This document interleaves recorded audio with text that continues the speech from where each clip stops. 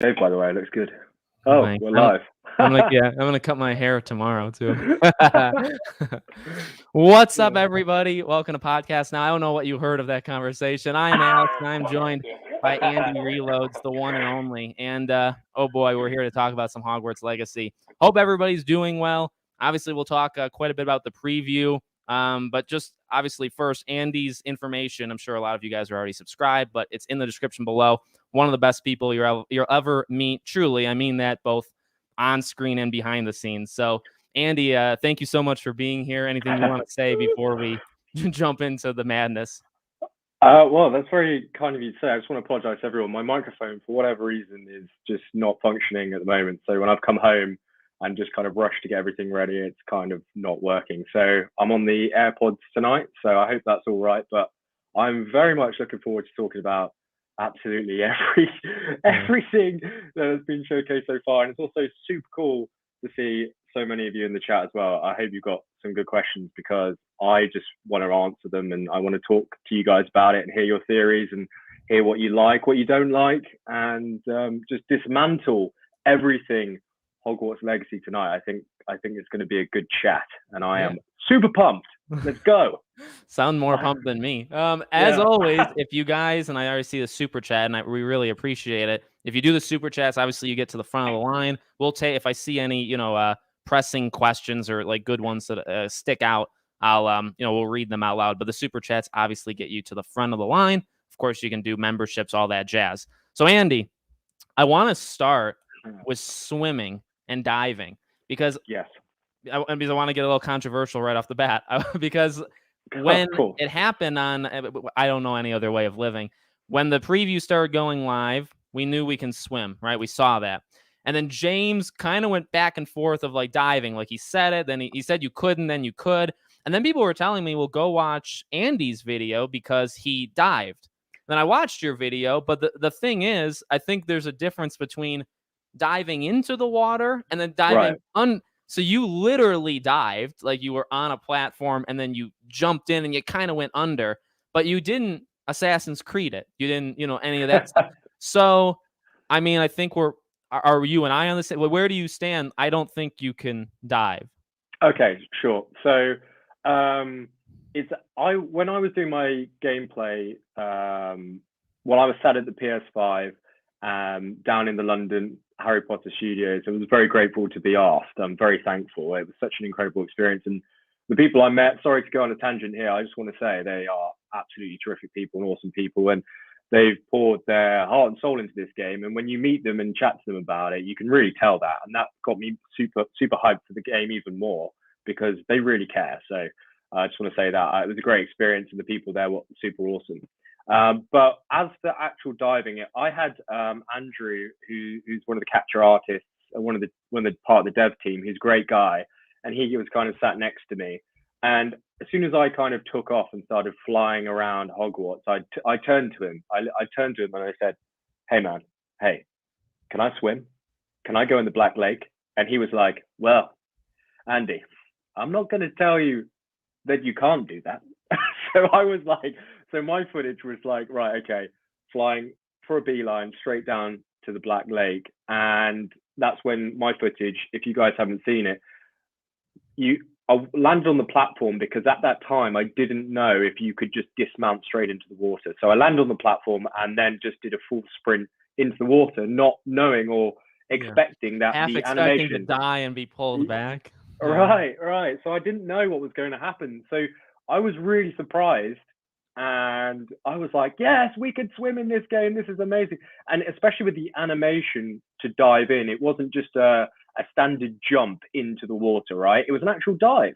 Yeah. And that clicked something in me. As soon as I saw the dive animation, I turned again to Andrew and I was like, hey, man, can I like dive underwater? And he was like, fortunately not, man. And I was like, no, so close, because obviously, I'm not gonna lie, I was like, it's like we can swim. We've got this insane diving into the water animation. There's this wonderful game development construction artist. I don't know what you want to say about the water in the game, but it looks fantastic. It looks like real life water. You want to go, you want to go swimming in it. and then to just be able to just kind of like, you know, paddle across do a front crawl, freestyle across the surface of the water. Great. Animation's fantastic. Even the turning. We'll get onto movement later because I really do think it's good. But yeah, I tried all the buttons to actually just try and get to go down underwater to look under the water, and there was just nothing working for me. And then with Andrew telling me, you know, I couldn't go underwater, and he told me no, can't dive underwater. So that was it. We can't go underwater. So, but also I've got to be honest with you, you know, there was that kind of moment of like being euphoric that we can swim in this game, and then we can't dive in the game, and it was like, well, I've got to try to be as objective as possible here because, you know, the dev team have been working super hard. You know, it's a massive map. There's a lot of awesome stuff in there, and you know, Hogwarts is obviously just this incredible universe with lots of lore and possibilities beneath the surface and above it, and you can't have them both at this stage. I think they'd have to do development for another bloody 4 years to kind of do underwater, right? So it's just not going to happen. And to be honest with you, I understood it. I did understand it. I was a little bit disappointed, but equally, like, you know, you got to manage your own expectations. And to me, I would have been surprised if we could go underwater and actually there would be other worlds in there. And in my honest opinion as well, and when it comes to RPG games, Horizon Forbidden West did it okay, but I'm not a massive fan of underwater gameplay anyway, personally for me. So it's not like a major loss. But, you know, I would also kind of reminisce and go back to, let's say, Assassin's Creed Black Flag, where you could jump out, go under the water and go and find some treasure hunting or go and find some secrets and see some sharks walking around. Or maybe you see a giant squid. So maybe that could have been cool to have, but equally, you know, no diving underwater, but you can swim on the water. And I'm interested to see what people make of that when they get into the game themselves, because I'll be honest with you, Al, there is a lot of water in this game that I saw. So it'd be interesting if it's just a case of, you know, swimming across it. And one thing I would say, sorry, I'm kind of throwing a lot of stuff at a lot of people here, but I think that's the reason why they made the decision to say, hey, okay, we can't explore underwater. We're not going to make any content underwater for this game. That's cool. Well, we need to allow the players to quickly get out of the water, and that's why they put the animation in. So you can mount in the water. So if you guys didn't know, you can hold the L1 button and press circle, and it will just mount your current mount, whether that's a hippogriff or a broom, right? And then you can just essentially jump out of the water and fly away. Or if you come down to a body of water, you can dismount into the water as well.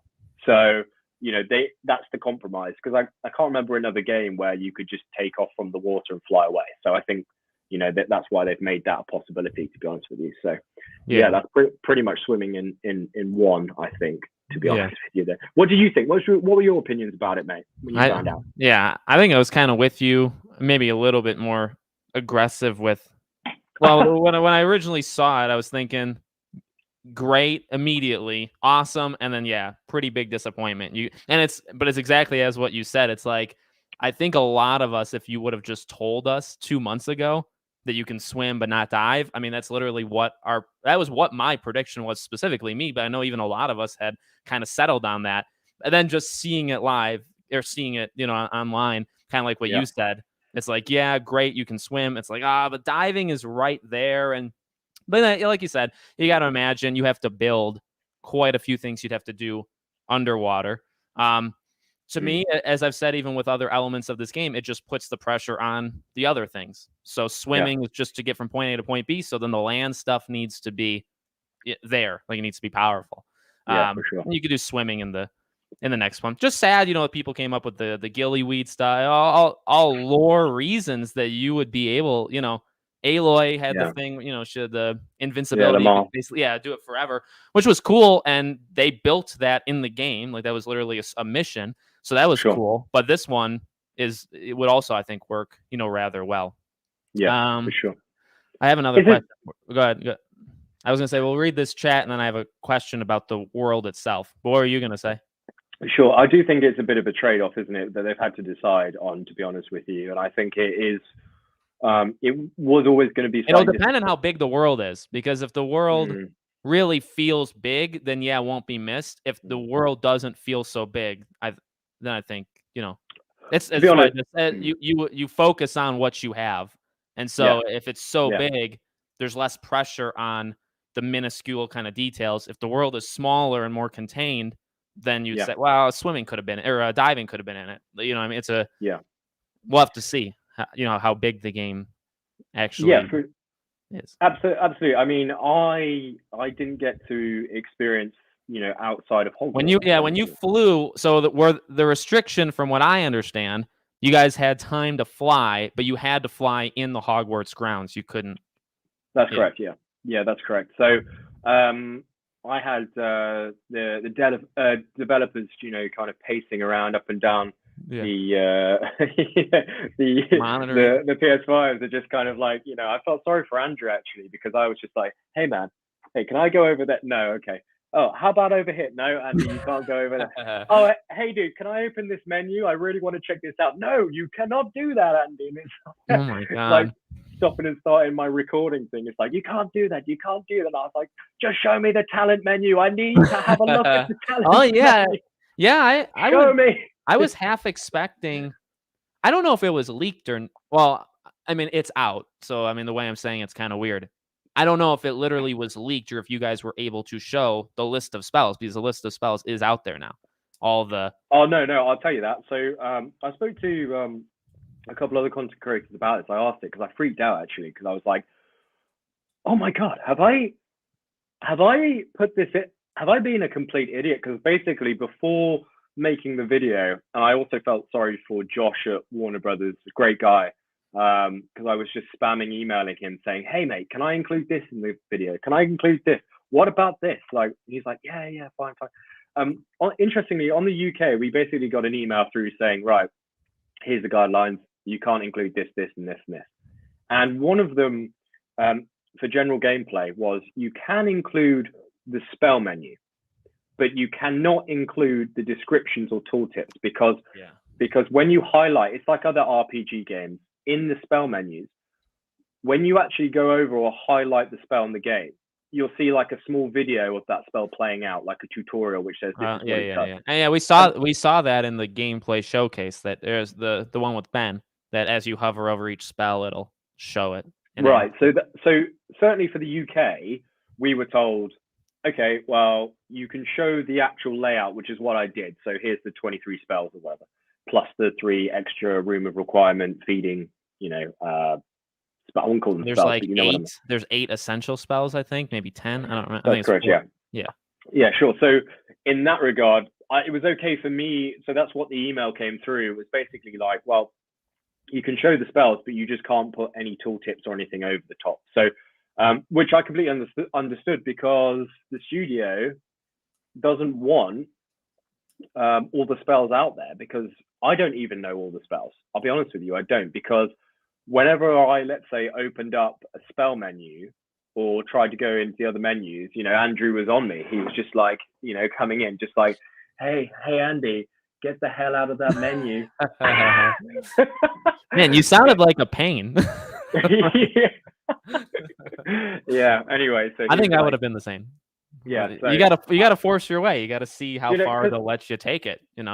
That's right, because I've been to 2 of these events before when recording footage. The other one being lucky enough to go to Spoken, and one of the things that they did there is they allowed me to just sit there for 10 minutes, and I would just literally record me going through all the settings. And the reason why I do that and wanted to do it for Hogwarts is because you can find so much lore, so much information, all the tutorials for the spells. Go through the map. There's a lot of information there. Yeah. And unfortunately, I didn't see it, and that's fair enough to the studio, because they want people to experience it themselves, and that's fair. I totally get it. I get why they would want to do that.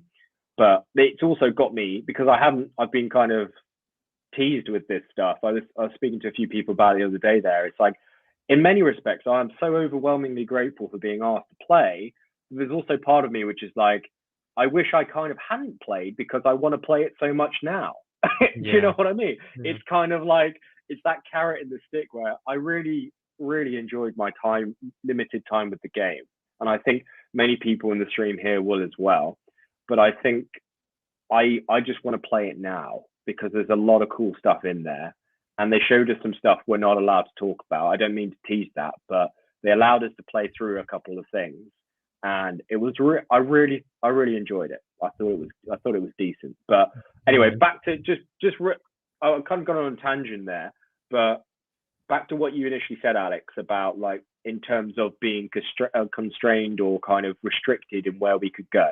Yes, I'll quickly recap it for everybody in the show on the stream right now, what it was kind of like to experience. So we played through a couple things, which unfortunately I'm not allowed to talk to you about, but then I don't mean that in that way, like, oh, can't talk to you about that. I really wish I could. I'm just, I'm not allowed to. And then after we played that, we jumped into Hogwarts and they allowed us to explore Hogwarts, but we couldn't go in certain areas in the castle.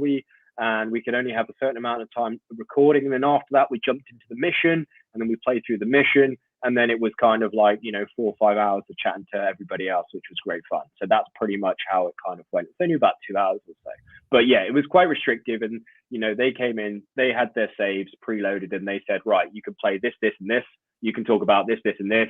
And you can show this, this, and this. And that's kind of how it all went, really. Yeah. Pretty standard. So, pretty... sure. You know all about it, yeah. And then we got a question specifically for you. Oh, big dog, Kevin, mate. Good. It's really good to see Kevin. He's taken some time offline, so really great to see you, man, in the chat. I hope you've had a good Christmas and New Year. You'll have to shoot me a DM after, mate. But I mean, right now I'm actually streaming on my girlfriend's 2015 MacBook Air, I think, with AirPods with a broken microphone. So as much as I'd love to stream, it's going to be a quick turnaround in terms of hardware for me. But I really desperately want to. Also, at the moment, I haven't heard anything about kind of any early access, and I wouldn't be presumptuous to say that I'm definitely going to get that. Not at all. Well, okay, you don't say it then. I'll say it for you. Well, no, honestly, I guarantee every single person that went to the event gets a code early. Well, you never know. I don't want to tempt fate. Well, unless you upset them with breaking something with this preview thing, I could imagine, if you upset them with that. But I'll insert myself there as somebody who's unrestricted to say it. Well, anyway, the point I guess is that at the moment I'm just looking forward to playing it in February, to be honest with you. So, and I would love to stream it, to be honest. Hopefully I could sort that out. But Kev, anyway, great to see you, man. Great to see you. I hope you're good, dude. Hope you're good. I want to thank Dylan. He did 5 memberships. Also, a lot of people just in general talking about making sure we give you props specifically, Andy. A lot of people were saying your content was better than anybody else's. Well, I mean, that's very kind of you to say. I don't know if it was what was recorded. I can't take all the credit for that if it was the footage, because Josh at Warner Brothers, he actually sent me a lot of B-roll, so just kind of pre-recorded footage which I could use, which was super helpful. Because if I'm honest with you guys, I spent a lot of time not really playing too much of the game. I actually spent a lot of time speaking to the devs next to me because I was just asking them loads of questions and then annoying them by going into the wrong places. So I didn't actually like sit there with my headphones on and like not speak to anyone. I was imagine you've got your TV and your PlayStation in front of you and you've got Hogwarts Legacy on there. Surprisingly, you're just super excited, but I was just kind of like, hey man, this is a great game. So and didn't really play too much. But that's very kind of you to say about the content, man. But I'll be honest with you, I think so many people all the other people who went and made their videos, I watched all their videos. I think I'm not just trying to be nice here, but I think they did a great job. And I enjoyed everybody who made the content because everybody came at it from like a different angle. Everyone kind of talked about different things and highlighted different experiences. And I think that's what the community management team at Hogwarts Legacy wanted, to be honest with you, because I guess they recognize people make different content, talk about different things. So I think they got a nice patchwork of different content. But thanks, man. It's great to hear that you enjoy the videos. I make these in my spare time. So that's super cool. Thanks, dude. Yeah. Appreciate it. What now? I want to talk about the livability or livable world, like how alive it feels. So that's great. I didn't watch every preview, and I'm not going to, but I did see. I'm not blown out of the water with how livable it is. When I said that on Twitter, there were people that told me you haven't watched enough previews, you got to watch more. I guess where I just stand with it is I don't know how much like I would even maybe throw in Cyberpunk, Witcher, Red Dead 2. Can we all agree right now Red Dead 2 is probably the most livable open world game? Is there a game that beats it? So I've always assumed, and to be fair and clear, I've always assumed Red Dead, Witcher, all that, they're up here. And then there's another tier. And that's where Hogwarts Legacy is. I don't expect nor think they're able to. They just don't have it, to make it as alive. But you played it. You were around Hogwarts, even though it was limited rooms. How did it feel? Do you have confidence that, and I'm not asking for like 500 students every frame, but do you feel like it's actually going to seem alive, or do you think it's kind of handpicked? Great question, man. I didn't play enough. It sounds weird, but I didn't play enough in that area to make like a fair judgment on. You flew around though. I did. I think they've done a great job on the flying mechanics in terms of how it feels. It feels very visceral when you're flying through the air with the sounds and the DualSense controller on the PS5. If any of you are planning to play the game on PS5, I really do think it's going to be a little bit more immersive because of that controller. I thought they did a great job with it, to be honest, in terms of the feedback. But in terms of the actual world, can you speak to that? Like, if you do a spell, does it get tense on like R2? Like, can you say that? Yeah, sure. So you can kind of haptic feedback and the DualSense is the most next gen thing of next gen. That controller is insane. I wasn't looking at the controller, but when I was casting certain spells or got hit, or you could see the lights lighting up and all that stuff, which is quite cool. Nice little touch, I guess. As for the world, one concern that I do have, but I haven't played it enough to really give it like my full honest opinion.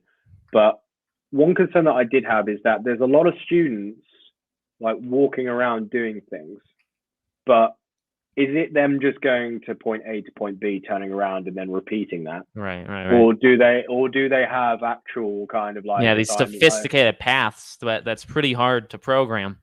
Yeah, for sure. So, or another time there was just groups of students standing around, and that's cool with the nice subtle animations. But I didn't spend enough going up to each crowd and standing there and just waiting around to see what they do. Yeah. So that'd be really interesting to know, because one thing I would say about this game, which I absolutely love, and unfortunately we can't show it, and that is the gear menu and also the textures on the material on the clothes and robes.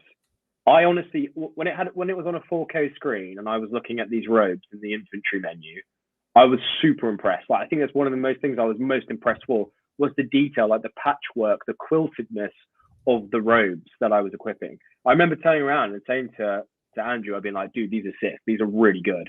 They were really detailed, and it felt like I could go through the screen and like touch the quiltedness, the padding of the robe.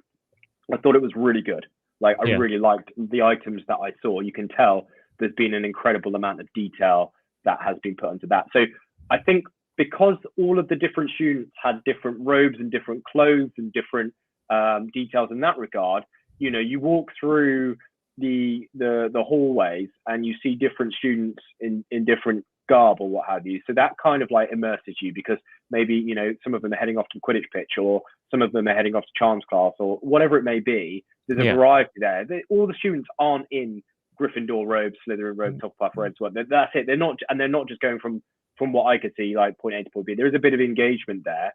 But I would really hope that it's not just NPCs in the game who are just bobbing around, not doing anything, walking all the way around. I understand that you do need an element of that, of course, but I really do hope it's not the case for every single one. I hope, like you mentioned Red Dead there, for me, I completely agree with you. Amazing.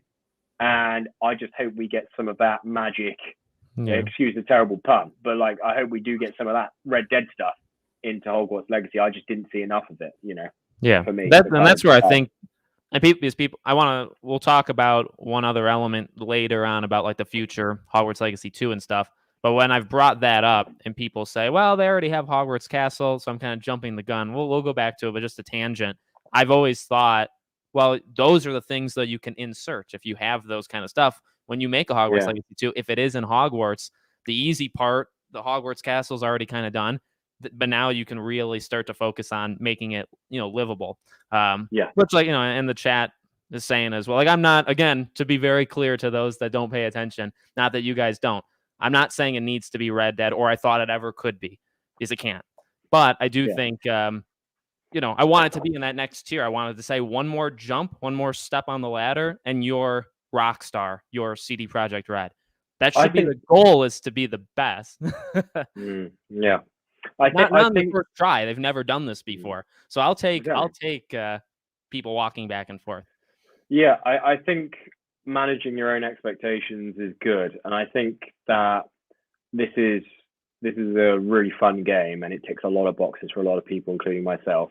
And I'm not expecting miracles. I'm not expecting a Red Dead 2, Hogwarts Legacy. I'm not. I'm really not. Maybe for the second or third game, yes. Yeah. Perhaps I would expect that, but certainly not for the first one. I think they've got all the ingredients there for a real strong foundation, concept, proof that it can work as a franchise, and then they can build from that, to be honest with you, and then add layers onto it, going forward. I don't want to share too many, because I was asking them, I was like, hey, are you going to make a second Hogwarts Legacy? Is there a second game coming out? Tell me now. Be honest, they're just waiting to see the performance of this game before anything's made. Not that they would tell me that anyway, to be honest with you, but I think a lot is riding on this game, quite frankly, and we're just gonna. I think even Troy maybe said something along the lines of, I tried to force him into it, where like it is just this game, but when you make a game like this, you're not so close-minded that you only think of this game. I think I kind of got him to say, like the writers, I think they have ideas of where to go. They could even have it, mapped out. Will they explore it? That starts in a couple of weeks if it works. But I think to assume that they literally just have this game and they had no plans whatsoever for a sequel is absolutely nuts. Well, I on that front, I spoke to Maura Squire, who's the narrative director, who is just a wonderful, wonderful lady, very talented, with a great team. And I said, hey, not asking about the second game, but I said, could you continue writing more for the franchise? She said, absolutely. It's a massive world. Of course, there's so many avenues and options you can head down, and there's so many different things that you can try. Obviously, you shouldn't give anything away or anything like that, but it's encouraging to hear that the people who are creating these stories, well, they're confident that there's a lot of stuff that they could do going forward if they do decide to make a second one. But we'll just have to wait and see what they do decide to do. But I just want to play this game, I guess, before we head on to the next one. You know what I mean? But I think there's a lot of possibility, and there's a lot of different avenues that they can take and grow on this. That's the whole idea behind this game, isn't it? It's just seeing it, it's giving it to people, seeing what they think, and then going from there. Yeah, and I think I get myself in. Well, firstly, I want to just thank the super chat, and I know you had a question after, so I will. We will ask the questions about PC, but I just want to say this real fast. I get myself in trouble, I think, online when I talk about a sequel, and I don't care, I'm still going to do it. When I talk about a sequel too close to the base game, and people will say, well, can't you just enjoy that game? Why do you have to look into the future? Number one, it's how my mind is organized. Number two, probably as a content creator, I like to kind of know the future. But also, number three, you do not build a game. Another thing I was just thinking of, you do not build a game like this that costs this much money to just throw it away after a single game. I guess that maybe comes more in line with, well, would they do something would they make another Wizarding World game that's not Hogwarts? Maybe, only because they already have kind of the magic elements built in. You'd have the spells and the movement. But it makes so much more sense to do it just in Hogwarts Castle because you've already. But the general point is you don't make a game that costs hundreds of millions of dollars and then chuck it out the window, a week after. That's not the hope. If it fails, that is what you do. If it doesn't fail, that is the plan going in. That's the plan going in. Yeah, absolutely. I agree. There's questions about PC. I don't even know what you're allowed to say. He asked, was wondering if they mentioned anything about PC preload. Well, the PC preload, I don't know if you know. I can add a little 2 cents into this. But other people were saying, did anybody play it on PC or was it just PlayStation? PS5. That was it. That makes sense because I assume that's in their contract with Sony. For sure. They did have keyboards like hooked up, of course, but not for playing. That's just for the devs to kind of like use the kit and speed forward or whatever. But I saw no PC gameplay, nor did I get any info about it. It was just PS5 there and then. And also in the UK, I don't know about anywhere else, but we weren't allowed to go through any of the settings. I wasn't able to check any of the settings. I don't think I saw anybody do it. So I think that was just the thing. I can see why people are worried for I see it both ways. I think literally it's because of the marketing agreement. I think that like Sony's got it built in, anytime this game is shown, including you, because all of you guys can now say, I played on PS5. I had the DualSense. So that's the marketing.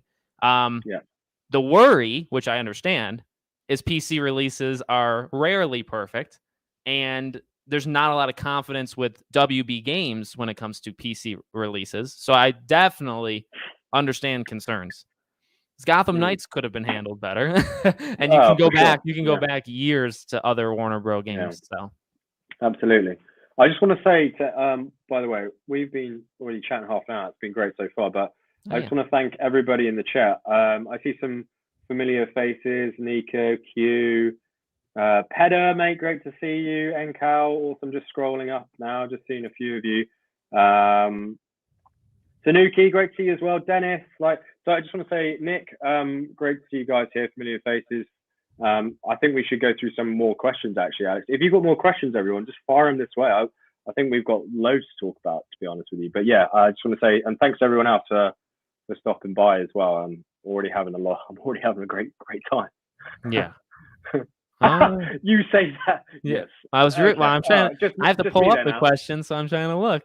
You asked me. No, for sure. Nothing on PC though, in short. It's all PS5, and I think you make a really good point there about it being exclusive, and that's for a reason. Why are they going to market any other way? There'll be something in the fine print, that anything that's released or anything that's discussed, mainly it's going to be surrounding the PS5. Yeah, PlayStation. Yeah, that's just gonna how it's gonna go, and that's just the agreement they have. Wait until Hogwarts Legacy 2 is a PS6 game. Well, yeah. Because it would be. Sorry if this has been asked, but was the control scheme awkward? I saw almost everyone randomly jumping, and I can only assume that was due to a confusing layout. I sensed there was not like you guys weren't familiar. But you were also thrown into the deep end. I think James specifically, and if people didn't know it, I noticed right away in the combat, in the mission, the dragon one, you're level 19. So they jump, and there's a lot of people that were terrible at that mission, including even from like the IGN group. But like you're thrown in. With that being said, kind of a spinoff there. How did the combat? Everybody seemed to really like the combat. I was pretty high on it as I imagined it was going to be pretty good, but people seemed concerned. Even the IGNs were surprised at how good it felt, firing off spells, blocking, parrying, even if it looked like people were having trouble with it. Dude, I really loved it.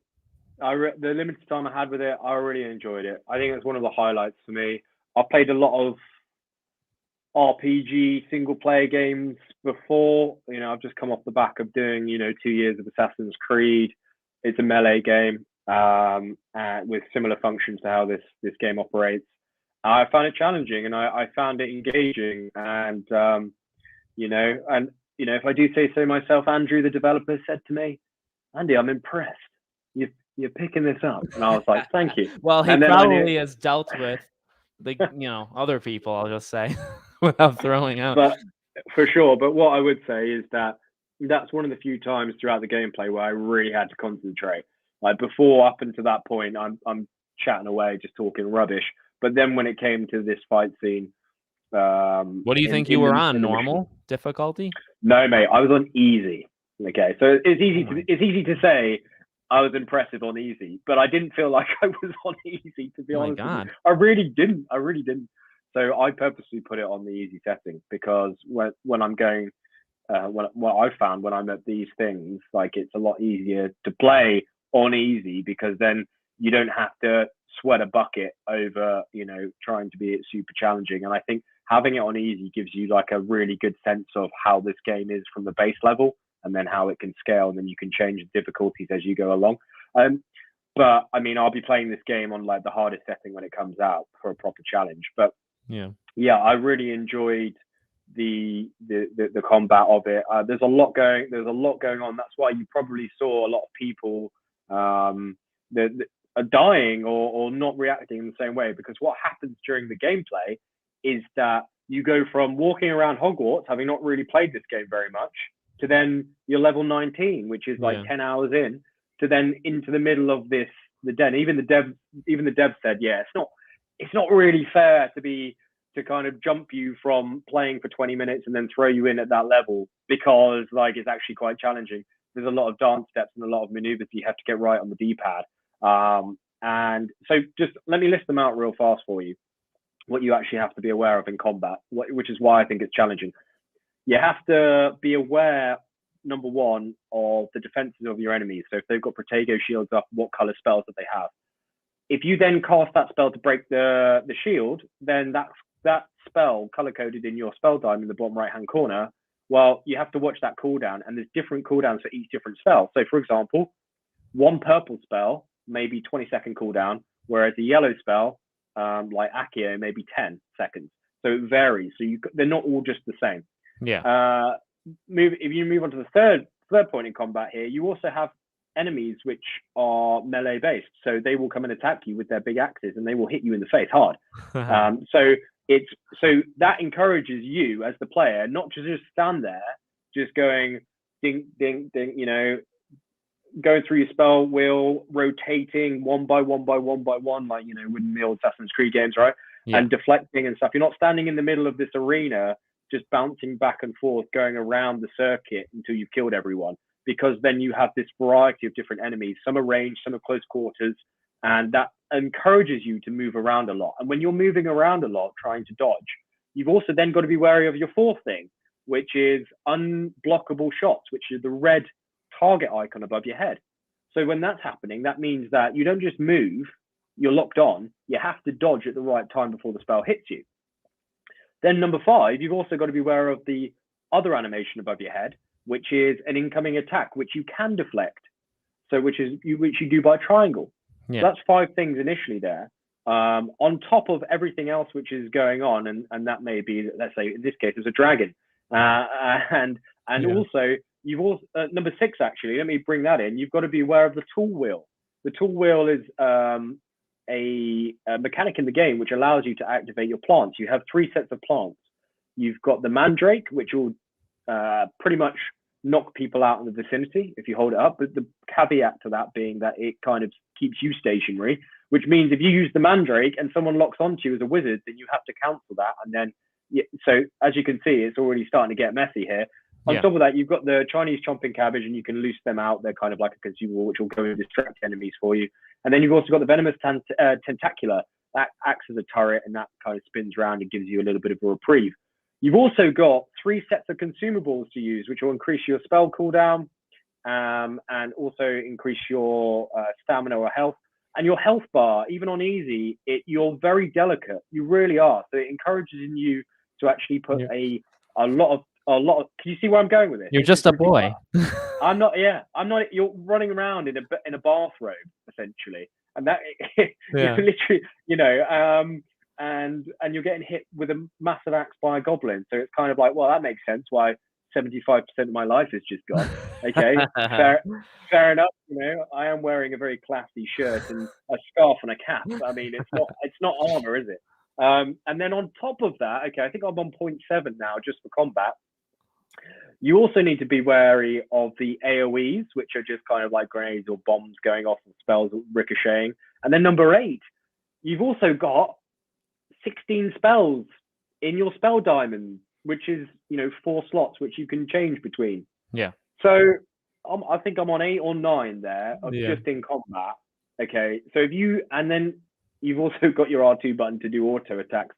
So if any of you in the chat here were thinking, well, this looks too easy, or it doesn't have enough depth, or it looks a bit kind of like, nah, for me, fair enough, but what I would say is give it a go first yourself and then make that kind of decision for yourself, because I found it, as someone who plays these games a lot, really engaging, really challenging, and it also opens up the possibility of a lot of different type of builds, which I like the sound of, because you can spec your talents to improve the spells that you've already unlocked. So, for example, your Incendio goes from just turning someone on fire, or it's Confringo, one of the two, to then giving you a blast radius of an AoE, which damages enemies as well as the one you're targeting. In actual fact, I haven't even spoken about the targeting system as well. It's not as restrictive as, like, you can lock on, but you can also free cast. So if you're not actually locked on, or looking at your target with some actual purpose, you're just going to cast your spell and it's just going to miss. Yeah. You'll hit the wall. So if you cast Confringo, which is the blasting fire spell at someone, but you're slightly off your target, it will miss, So there is a lot there. And I spoke to Troy, who is one of the combat designers, and such a great guy. He's such a good guy. No, he's so cool. And he, I said to him, I gave him my feedback, and, he was really, really pleased about it, because he told me the team have just spent such an awful amount of time working on combat because it matters. There's a lot of people who want to play this game because it's Harry Potter and Hogwarts and the Wizarding World. But there's a lot of people who are like, I don't really know too much about it, but it looks like a cool game and I want to get into it and I want to play it. But you don't want to play this game and feel like it's a PS1 Harry Potter game. You want to play the game and actually, like, have fun and challenge and kill some people and torture some people. And that's not for some people, but the option's there, Yeah. So sorry, that to everyone listening, that is a lot I've just kind of spewed out quite consistently. But the point that I want to make is, even with my short time on the game, I haven't even spoken about stealth, by the way, but even with my short time with the game, and as someone who plays RPG games like this a lot, I felt that the combat, what that was shown to me, was good and enjoyable for me.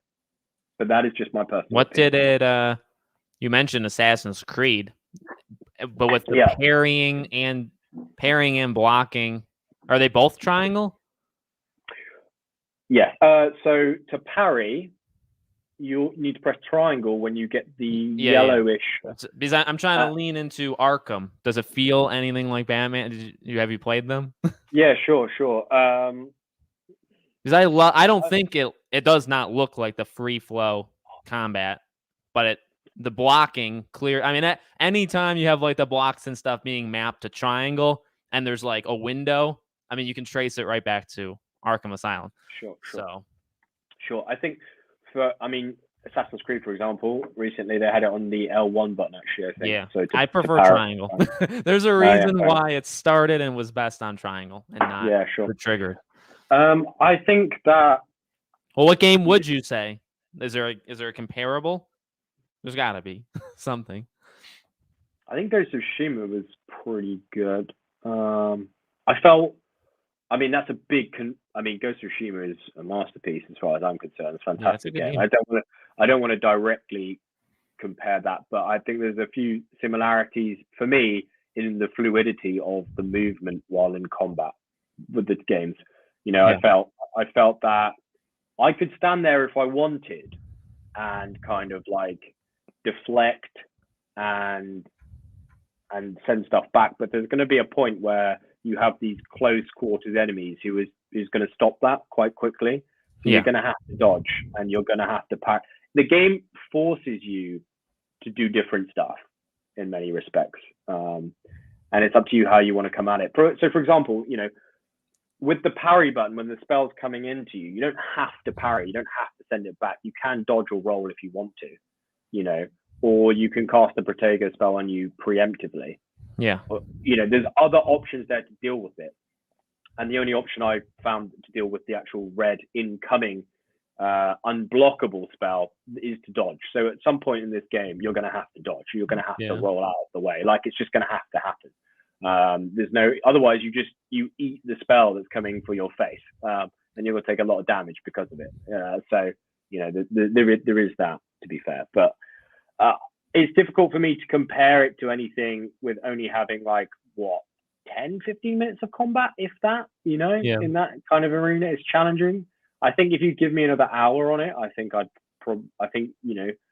even you could, I think you probably could make your mind up quite quickly. But for me, I think they've taken inspiration from a lot of different games and tried to kind of blend it together. But one thing that I would say for me is it's like a ranged game, but it can be close quarters. It's like firing your bow at someone's face in front while you're standing right in front of them.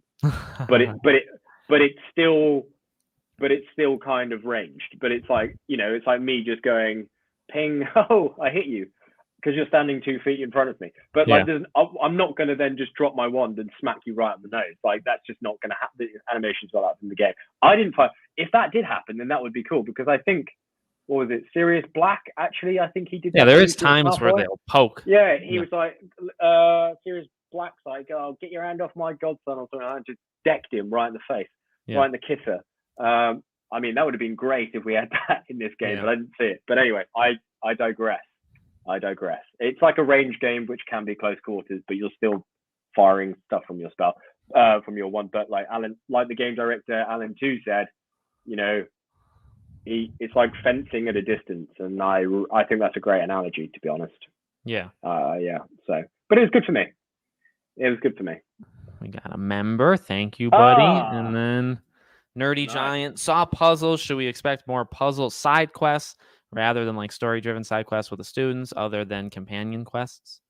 One of the things that I wasn't allowed to go and look at is the Merlin puzzles, which, we've known that they've been called Merlin puzzles from the State of Play trailer like last year, but I wasn't allowed to experience anything like that in terms of those puzzles. I don't know if anyone else, I haven't seen them in anyone else's footage actually, but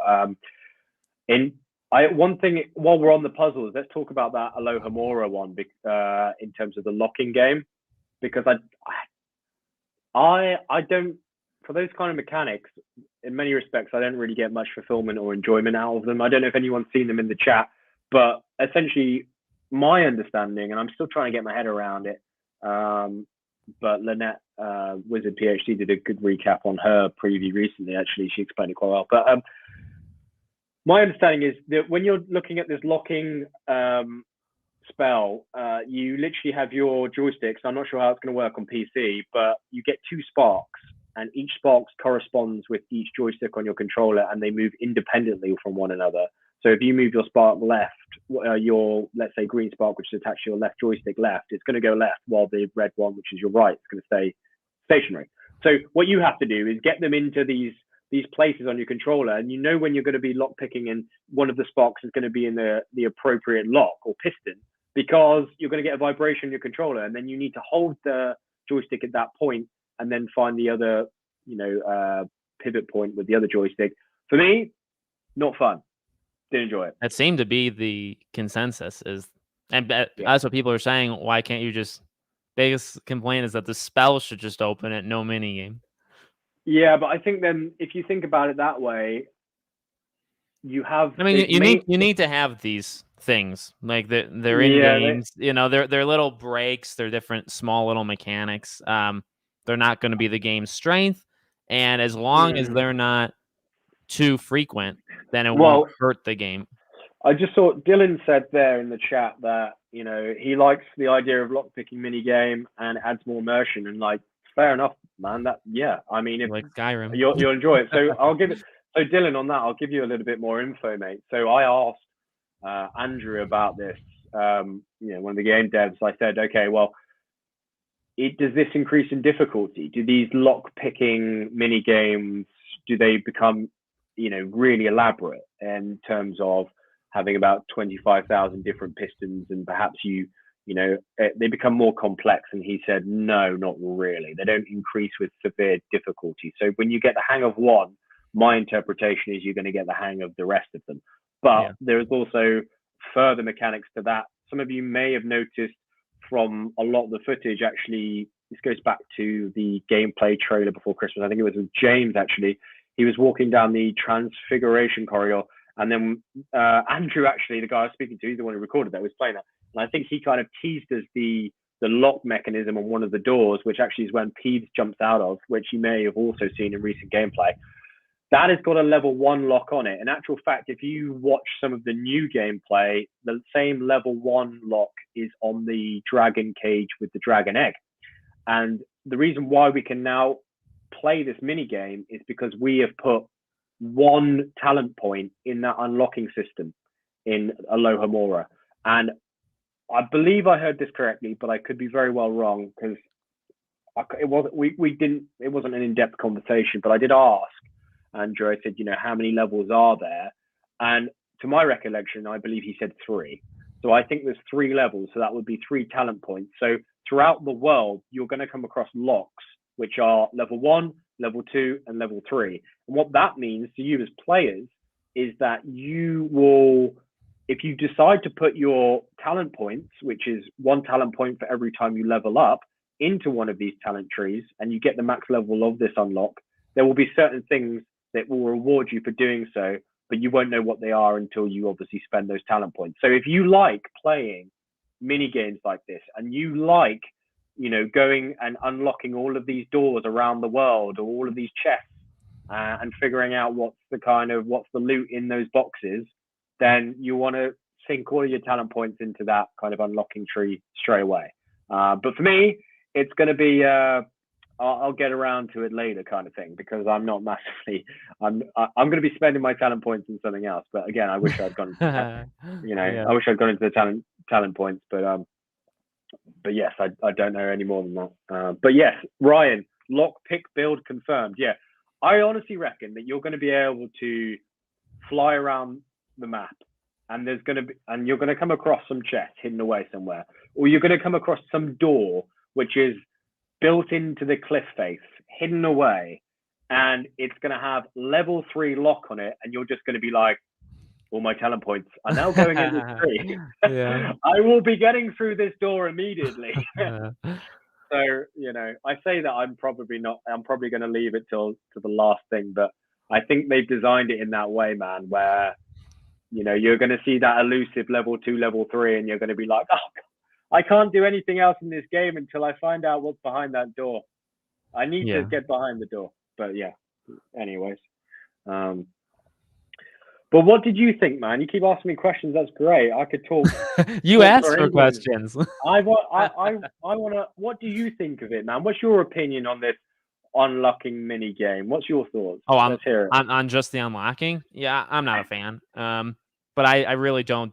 I don't care for it in anything. Anything that has to do with like severe pickpocketing. I think Kingdom Come Deliverance, I don't remember what it's pickpocketing, but I remember absolutely hating it. I'm just not generally I don't do it. Skyrim. Right. It looks unique, and I don't but for those things, it pretty much either will click for me or it won't. Like, you know what I mean? Like it's either gonna work. Kind of like, I mentioned to you earlier, I was playing that game Hi-Fi Rush, and it's a rhythm game, so you have to stay on beat, and I'm pretty good at those. And this game was immensely hard, and it took me half the game to get into. So, I felt in the moment, I was like, well, I'm either going to be able to keep a beat, or I'm not. It's going to be one or the other. Sure. And so that's probably how it's going to feel for this. Is the first time I do it, I guess that's general people, right? You're either going to immediately say, oh, okay, it's fine. Or you're going to say, no, I absolutely don't like this. Yeah, of course.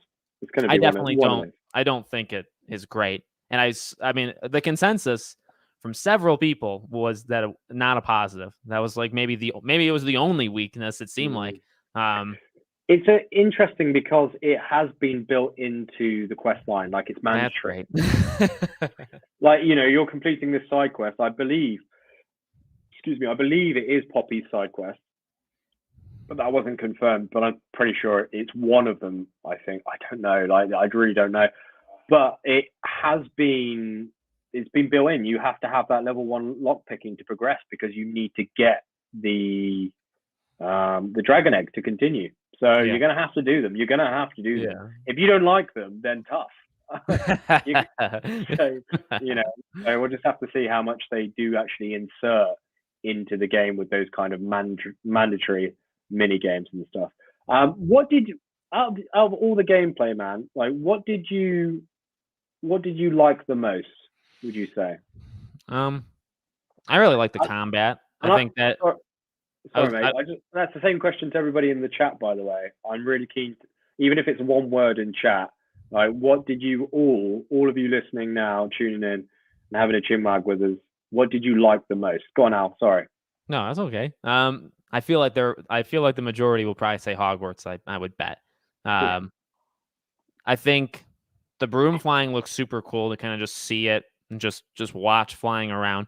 I think you can really start to take in what I was saying in the first gameplay showcase, where even if some of the smaller details aren't perfect, the architecture of Hogwarts is just super cool to look at, and it looks really good when you take a couple steps back from it. And so I think flying illustrates it. So I'd say that, and then just hearing across the board that the combat is as good as it. So I was pretty, for as negative as people say that sometimes I am, when the combat was first shown at the State of Play 2021, I was a fan of it. And there was a lot of people that weren't. I saw countless people that said it's too rigid, it's too slow. You block and then you pause and then you shoot. And I was actually defending the game, saying I actually really like how it looks. It just needs to work. So hearing specifically from you now about the complexity of it, and then seeing it, a few days ago, it looks like I think we're both somewhat similar. I mean, we play games. Like, I play a lot of games. I want the combat. What you're going to be doing in this game, I would assume it needs to be good. The most. You can walk around Hogwarts and you can extend that length if you stare at things for hours. But I mean, I'm not going to do. I've seen people do it, and that's totally fine. That's part of what the game is built for, is for people to stare at things. But I'm going to do things. So, like, when it comes to the combat, if the combat was bad, the game's almost dead to me. It would fall apart. I would, I had this conversation with the developers, and also I want to go through and see what everyone said in a second. I'm going to give you some people some shout outs in a second, but I said that I had the conversation with them, and the Troy, one of the combat designers, I said that, the combat needs to be good. I can't remember his last name, actually. I'm just kidding. There were two Troys then, obviously. Yeah, of course. No, he was in the article. Sorry if Troy's ever listening. Sorry, I've forgotten your surname, mate. But I'll dig it up in a second. But they understand from my conversations with the devs that the combat needs to be good. It needs to be captivating, and it needs to have layers, and it needs to have depth to keep people engaged. Because if you're just going to run around like the old games and just press one button and it does the spell, in combat, then it's not going to engage people a lot. You can create this beautiful game, but if you haven't got any kind of actual gameplay to enjoy in it, it just becomes that simulator, doesn't it? And that's not what I certainly don't want. I love the Wizarding World. Growing up in it, I used to queue at midnight to get the Harry Potter books, but I want this game to be good from a gameplay perspective, and I felt that was good. Now I just want to go through quickly here. Shout out some people who said what they enjoyed seeing the most from the gameplay trailer. Scatho exploring, NCal, can we talk about dragons? Let's talk about some dragons in a minute. Yeah. Jerry says combat. Connor says combat. Fat Ghost, the grounds. Good name, by the way. I like that one. Fat Ghost, very, very witty. Jenny exploring. Andreas, all of it. Yeah, fair enough. Nice, yeah. Yeah, very good. Let me go through any more. Noah, fire tornado. I think Ben is I think I'm speaking tomorrow, but I think he's the only one who conjured a fire tornado. I didn't see anyone else actually that I can remember. But the only person that springs to mind is a fire tornado is Ben Snow. So he's got some magical powers there, because that was a really cool animation. I don't know if any of you've seen it, but it's an ancient magic finisher. It was super sick. Pedder says exploration. Mika, exploration. Yeah, I think Hogwarts and exploring seems to be Hogwarts and exploring. Yeah, nice. I think that seems to be the main kind of the main answers here, which is fair enough. Like, you know, because I think that's what a lot of people want to do. Ben said it was the enemy that conjured it, not him. Oh, was it? I can't even. All I remember is watching that screen and just being like, fire tornado, fire tornado, fire tornado. Like that was pretty sweet. There's a fire tornado on the screen. I need to go back and rewatch that. So now that there's a fire tornado, I don't know names. You guys all know the names of the stuff way better than me. But like if we see Dumbledore's water bubble that he does to Voldemort, that would, for me, I'll give the game a bonus point if I see it because of how much I'm into water. But now I actually feel like that. Why wouldn't that be possible? If we can have basically the most extremes of elements, can somebody do something very I mean, the coolest thing I would actually imagine, I don't even know if it's a thing in Harry Potter. Coolest thing I can come up with is just some sort of like tidal wave that an enemy would like shoot up, and then there would be like a wave that goes around them and it pushes everybody back. That'd be free, and it's literally water. That'd be freaking sweet. I'm pretty sure Dumbledore breaks. Yeah, he does actually. But he uses the water to make the bubble. Imagine when Voldemort like blows it up. If you did that on the ground and you did like a tidal wave, that'd be freaking sweet.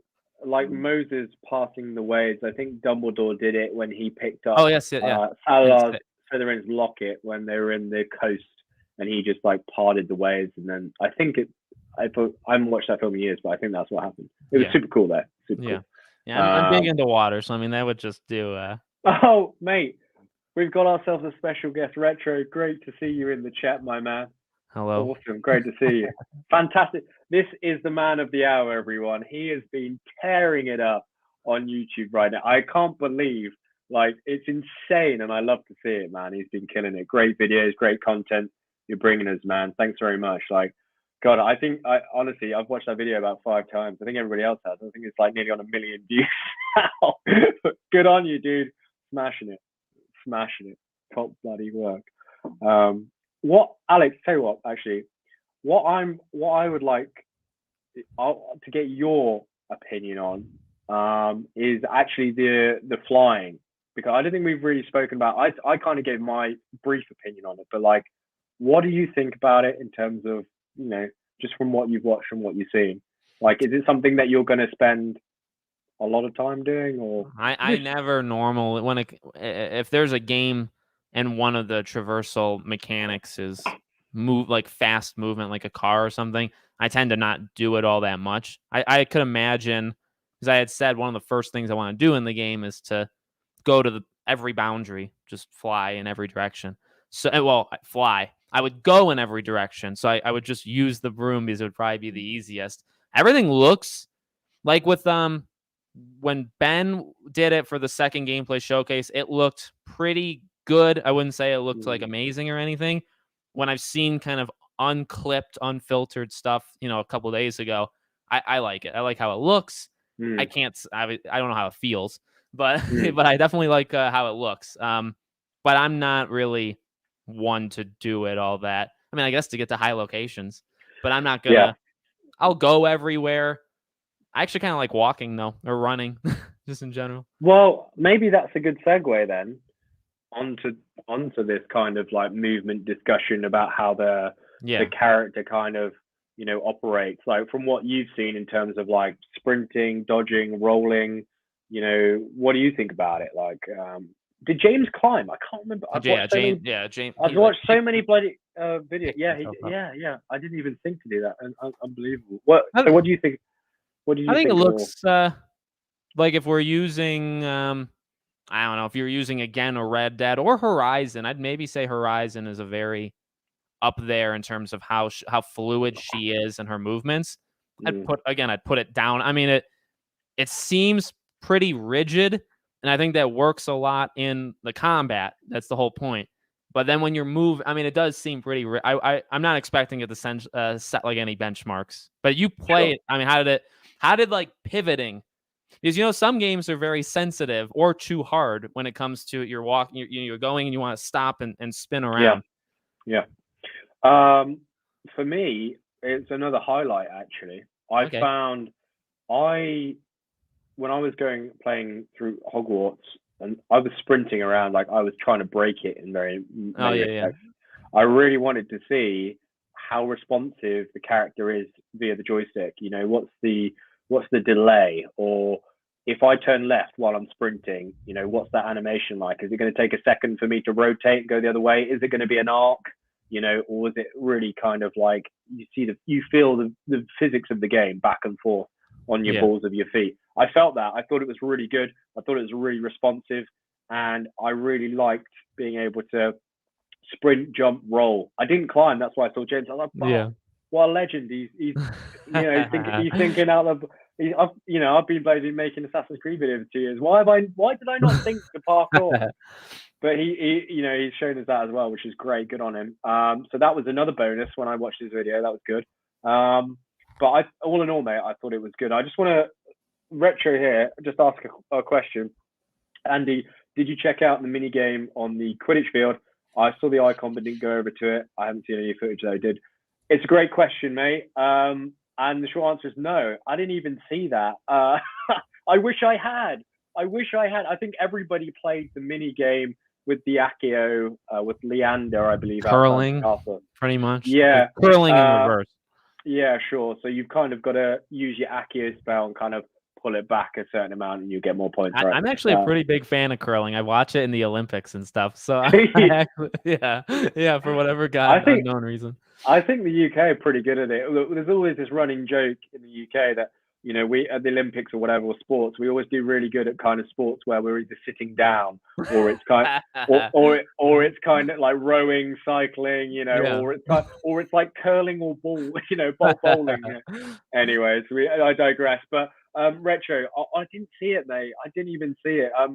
I literally was just I spent too much time just chatting to the devs. I should have spent more time playing the game, really. But I'm really looking forward to that, mate. And I also think the fact is that they actually included the Quidditch pitch. I think it's awesome, even though there's no Quidditch in the game, of course. But like, did it hurt? Did it hurt like seeing it and knowing what's not in the game? When you fly down low on the Quidditch pitch, did you go through the hoop? Skimming the ground, yeah, and you're skimming the ground, and you're like going back and dude. You just have to imagine. You just have to imagine the fire, like Bane says. You just have to imagine Quidditch. That's all. Yeah, for sure. Also, another question from Sailor here, mate. I'm getting quite a few tags here. Sorry, mate. Do you think Sailor Mercury? Do you think the open world exploration of the game will hook non-Harry Potter fans, or will this game mostly be for fans of the franchise? No, it's a really good question, Sailor. I think that this game has been made not for just a core group of Harry Potter fans, and it shouldn't. No, it shouldn't be. You're right. And I think if they had gone down and niched themselves so far down into that kind of pigeonhole, then it's going to affect sales. The whole idea what they're coming with is it's like a new game based in the Wizarding world. Like, you know, and it's also got these nice Easter eggs and tips and hints to obviously everything that we know of what the Wizarding world is now. But it's like its own different story. And, you know, like I said earlier, I spoke to Moira Squire, the narrative director, and that is the whole premise of what she said. Like, it's in this universe, but it's different. It's something new. It's something for us to explore. And I think they needed to do that because they wanted people, as you say, Sailor, to kind of like, well, get more of the general public involved. Like, everybody knows what Harry Potter is, right? But not everybody's watched the films. Not everyone's read the books, but they know it. Like, they've seen transmedia of it.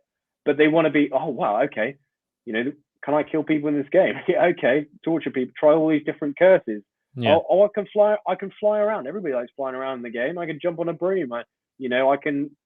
They're they're getting away from a certain controversial figure the more that they don't. Well, that's a whole conversation for another time, I think. Oh, but please. Yeah. I'm throwing it out there though by doing that, by not. Sure. You know, but like they are. Yeah, mate, you're right. They're building like their own franchise within this Wizarding world, right? You know, and they're doing their own thing with it, and they're creating their own stories, you know. And to me, that's pretty cool. And so I think that the reason why it's selling like crazy at the moment is because you have a lot of Harry Potter fans who don't play games, but who are going to play this game, and then you have a lot of non-Harry Potter fans who play games, but then are like, well, I think this looks pretty good. I'm going to try it out. You know, I've seen those people in the comments on YouTube who are like, hey, Andy, quite frankly, I don't really care about the Wizarding World or Harry Potter or Ron Weasley or Hermione Granger, but I'm not going to lie, if I can dress myself up as this dark wizard and storm around and do whatever I want and upgrade my broom and stuff, hell yeah, I want to give this a go. And I think that's there's a fair mix, really, historically, ever since I've talked about it, of people that are either getting it because they're major Harry Potter or also RPG. I mean, it's a good genre to pick. Absolutely. There's a lot of people that could literally care less, and that's probably the primary reason you don't make a game that's just simulation's fine, but just like a simming Harry Potter, and it's just very bare bones. They don't do anything else. There is no combat, stuff like that.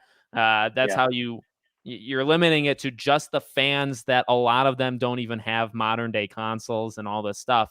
You need the game. That's right.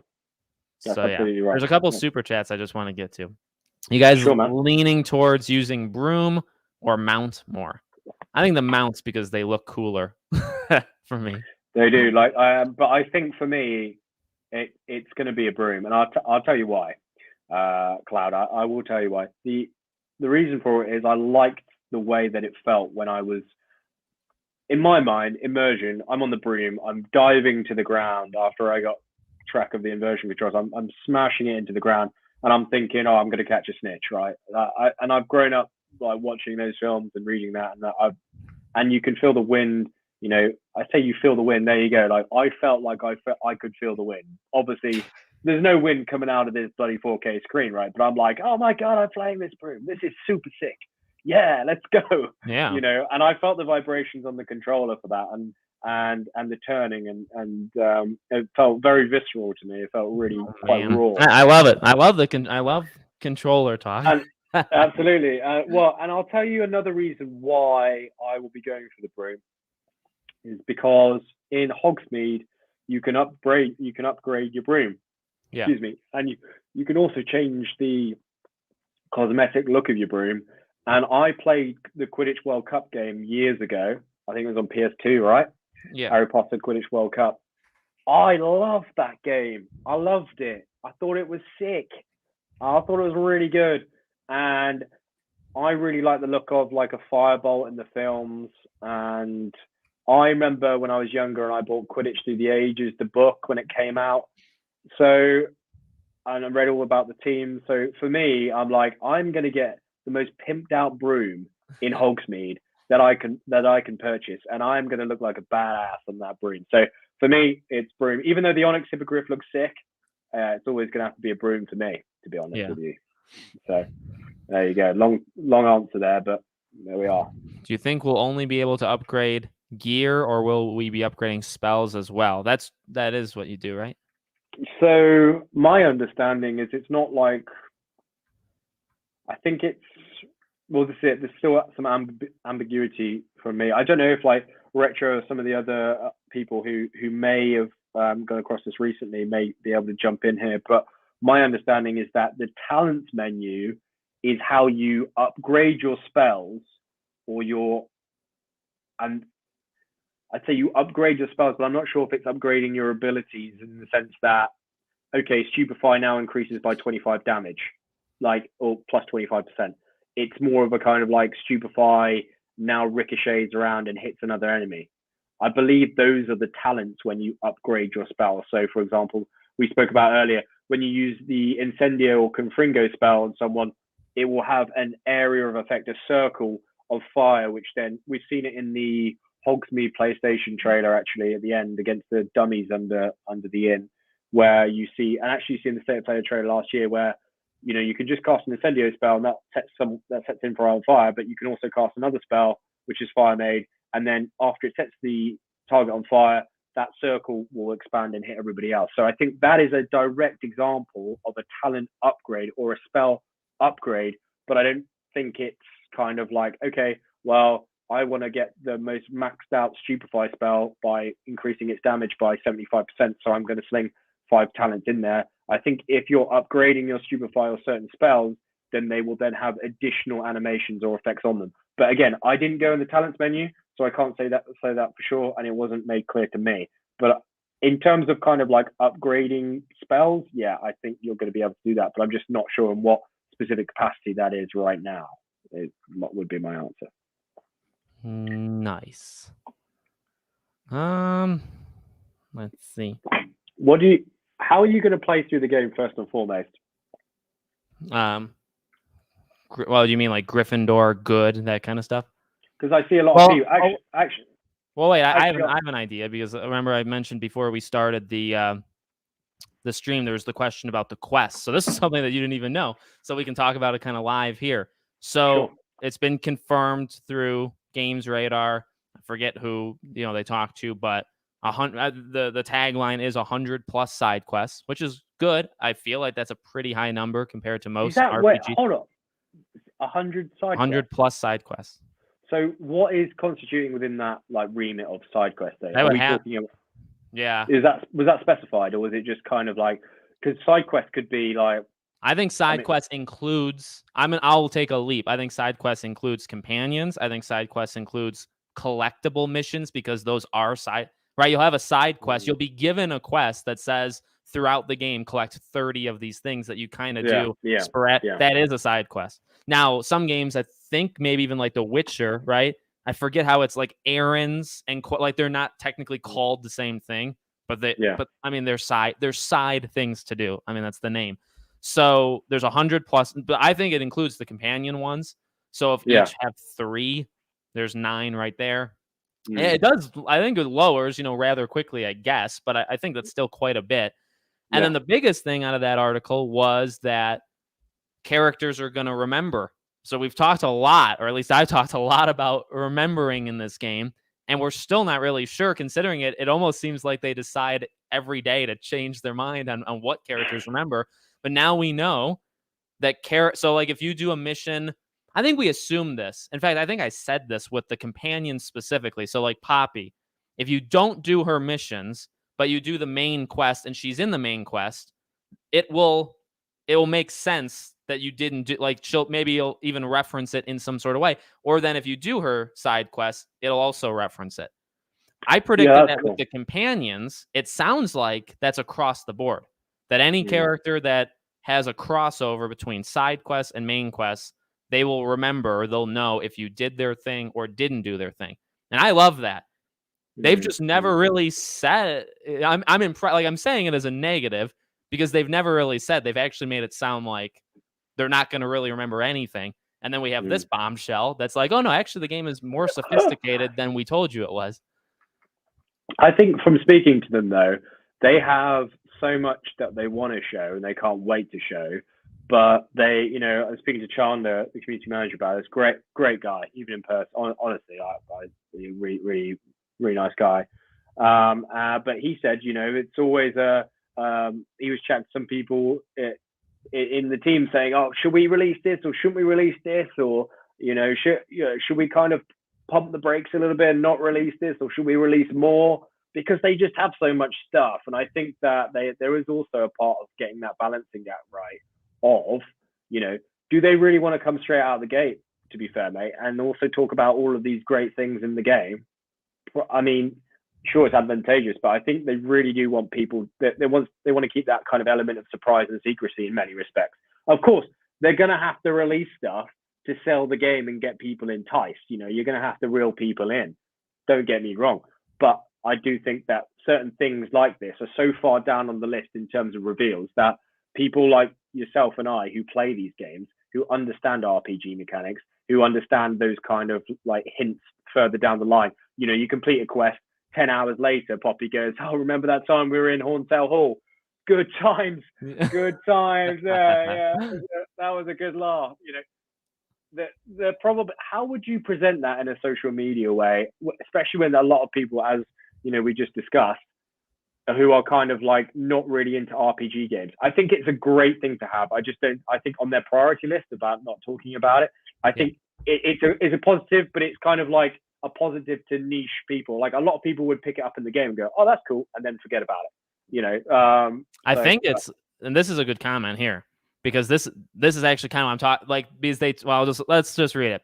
Just read an article from Games Radar. That's the same one. Lead game designer Kelly Murphy. She says, if you want to be evil, you can be evil, as this was important. It comes non-judgment by the game creators. So another part of that Games Radar article, Kotaku, good old Kotaku wrote about it too, is that you can be as good or as evil as you want without judgment from the game. So that's kind of what I mean, again, is as a positive. I say it as a dig, but because they've always kind of said you can do whatever you want, the game's not going to judge you. The game literally doesn't judge you. And then on the flip side, we have this nice little drop that it won't judge you for murdering everybody in your sight, but it actually it does to some extent remember you. And I actually, to make my thoughts clear, I think that's a huge positive. Like, I'm very happy with that. Yeah, I completely agree with you. But I think a lot of people thought, when they were hearing this stuff from the studio coming out, that you can do whatever you want, you can be evil, you can be good, whatever. That's not a morality system in the game where you would be, let's say I kill someone, the whole game then doesn't see that as kind of dark magic, you're Voldemort. Oh, well, I'm going to react differently to you in conversations now. That doesn't happen. That's not going to happen in that sense. Like, you can go out and genuinely, perform the killing curse on dozens of NPCs in the game in the wild, and then you can just head back to Charms class. Like, and the classroom isn't going to be like, oh my God, like, who is this student, like, chucking around? I saw the green lights, like, looking out the window. Who's this? Who the hell is this dude? So, like, that's not going to happen, right? But it's good that when you partake through the storylines, as you say, there is this kind of remembering system at play, like, and it's a nice finesse touch. I think it's really good to see, because it does add to that immersion, right? Like I said, let's say 10 hours down the line, you're progressing through the story, you're smashing through it, and then Poppy just goes, you're hiding out, you're trying to dodge the spells, and Poppy goes like, this really does remind me of that time. Yes. back in Hornsdale Hall. You remember that? Yeah, that time. Those kind of things in game. You're like, this is good fun. I'm enjoying this game. Yeah, that's good. So it is good that they've got that. Yeah, and I look at that as a pot. The only negative is just they've never communicated any of that stuff well. But that doesn't mean it's not a positive, because it's great. Here's an interesting one. Now, I don't know how far we want to take this. I'm kind of uncensored, unfiltered, but Magnus, I believe Quidditch will be in the game, since it at one point was. I think it'll be a separate DLC you can buy at a later date. Okay, so I want to talk about this. I don't know how into it you were. And I'm not. Stay with me. There were leaks for the game, right? And as part of these leaks, the art book leaked. And there was, dozens upon dozens of. In fact, actually, people have the art book as of like this past week. It's not even a secret anymore. So all these pages leaked in the art book, and this was like a week and a half ago. And as part of that leak, there was a separate leak, and I don't really believe that separate leak, but I did read it, and I won't go into too much just in case some of it is real. And I don't know if you know what I'm talking about, even Andy. But one thing that's not really spoiler that I think I do want to talk about is Quidditch. So again, art book leaks. There's a separate leak. I don't really believe the separate leak, because some things kind of contradict each other. But in that separate leak, they talk about how Quidditch was in the game early. It was like a main thing, and they took it out. So number one, do you know what I'm talking about? Number two, do you believe that? And I guess we can go from there. I don't believe that. If I did believe it, and if Quidditch was in the game and was removed, then yes, I think DLC with Quidditch is highly likely, because it's sitting there on their desk. But I don't know. I don't actually feel like I believe it. Well, Magnus, thank you for a fantastic question and for supporting Alexander here. That is very kind of you to do, and everyone else who's super chatted as well. Great questions, and thank you for your generosity. Loving it. Now, number one, I have no idea what you're talking about. Few do. No. So honestly, I think when they came up with this game, because my understanding, having spoken to the developers in person, is that this game has been planned or pitched to some big boy higher ups, boys and girls in these studios for a while. So I think they said to me nearly, I won't say who, but I think it was back in 2013. They were like, "Oh, we should try and make an open world, Wizarding World game." It's been in discussions for that long. So I think when they actually came to making this game and putting it on paper, loads of developers have said it in the behind the scenes trailer. Actually, they've said, like, there's just so much in this world. And Alan too, the game director, said it in the showcase with Ben. Actually, he was like, "Look, well, we've had to rip the Band-Aid off because you just can't have everything in this game." So I think that when they went into this, I think they were like, right, okay, well, Quidditch and sports is a major thing, and it's really important. And if we didn't have it in the game, a lot of people would be really disappointed by it. I mean, myself included. Yeah, it's one of those. I mean, they have it. They have the Quidditch League, don't they? I believe. They actually play it in real life. So it's a big thing. Like it's one of those things which has come from the series and then just permeated throughout the rest of the world, kind of outside the actual Harry Potter universe. But I think because it's such a challenge, they made the decision that to actually make this game, and make it good, it is so much development time. And I think they probably then just turned their focus onto focusing on brooms and just making that their first step. They're tiptoeing into their development because it's their studios the first time they're making this kind of big game. And I think that they wanted to get flying right, and then they can then build on that in the future. So do I think there would be a DLC for Quidditch, like, I don't know, Quidditch World Cup in Hogwarts Legacy next gen? I mean, take my money now, because I would be there, like, for it. I really would. Like, I'd be super pumped about it. Like, and I like to manage my own expectations. I like to kind of like temper myself when it comes to all of these kind of things. But like, that's one of the things like I'd be super there for. Do I think it's going to happen this year? No. Do I think that they would do a Quidditch game themselves? Maybe, but I don't think it's on the cards now. I mean, having spoken to them, I honestly believe that they just want to get this game out. They want to get it good. They want people to enjoy it, and they want to, see how much money they've made. Because my understanding as well is that a lot of the studio, a lot of people working there, they are currently contracted for like a number of years. Okay, so they're not like permanent staff at the studio. So think about it this way. Okay, so Warner Brothers, who like owns Portkey Games, and Portkey Games, who kind of like has hired Avalanche Software and everybody else underneath it. It's my understanding, and I think Avalanche is owned by WB Games. Yeah, sure. So then, but I think they made a like label. The umbrella. Yeah, they made a label like it's like with Marvel. Yeah. They make a division that's called Marvel Games or Portkey Games, and then they make partnerships. Sure. So sorry. So I'm probably not articulating that very well, but for intents and purposes, WB Games have just thrown a crazy amount of money at Avalanche as the studio and said, hey, okay, so you've got 4 or 5 years, maybe a little bit longer, to make this game. You have, and we're going to pump in. We're going to inject a significant amount of capital into this, like 200-300 million. We're going to give you this amount of money. Now, what you need to do is you need to go and hire all of the relevant people to make this game a possibility, to make it a AAA. Go and do that. And I think that's what they've done. And then we're coming to that point where these contracted people who work at the game, these developers, 3 or 4 years, their contract up now. And if this game doesn't perform, well, the contract ends and the studio returns to the size it was before this capital injection. So a lot is riding on the performance of this game, is my understanding. And if it performs well, and I'll be honest with you, I think it's gonna. You're speaking to the choir. Yeah, it's gonna. I think it really is just gonna blow through the ceiling. To be honest with you, like I think it already has.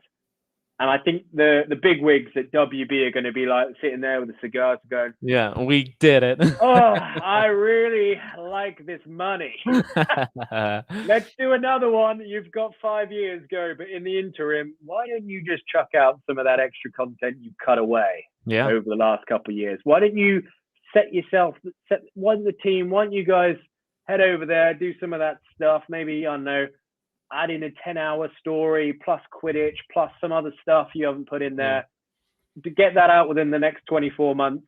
While the rest, 75% of the studio, you start working on number 2 and you start getting that good. And then we can get a couple more billion in the bank, because that would be sweet. So I think that is my that's okay. Look, that wasn't told to me directly, right? Of course, but that from my conversations that I've had and my understanding of the current situation, I personally is a big fan of the series, and I'm sure I'm going to be a fan of the game. I'm not seeing like a DLC this year. I'm not seeing a second game this year. I'm not even seeing it next year, to be honest with you. I'm seeing it as a Ghost of Tsushima title, and then maybe we get some extra content the following year. The average tends to be a year now. Yeah, DLC, a DLC that's the size of Horizon or Ghost or anything, used to be, you could do it in like 4 months. You could have it out in like super quick. Then you could do a Game of the Year edition, by October for sales. Now it's like a year. Now I would be shocked if we get DLC before February of 2024.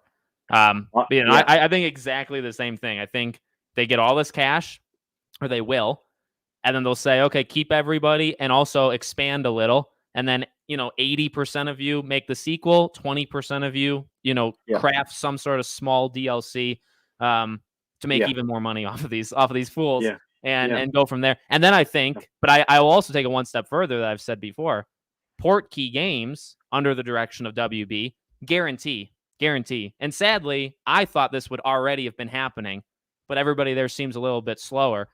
I think they'll be told, start making other partnerships, start pitching Harry Potter to studios. We need more than one team, unless you want to be DC, which we also own. So maybe there's a, what I mean? Like Warner Bros. Is known for not doing this well at all. So, and that's not a dig at anybody specific. Actually, that's a dig at the highest executive. You want to go to David Zaslav and all them. Marvel knows how to do it. Star Wars knows how to do it. Although Star Wars, with EA.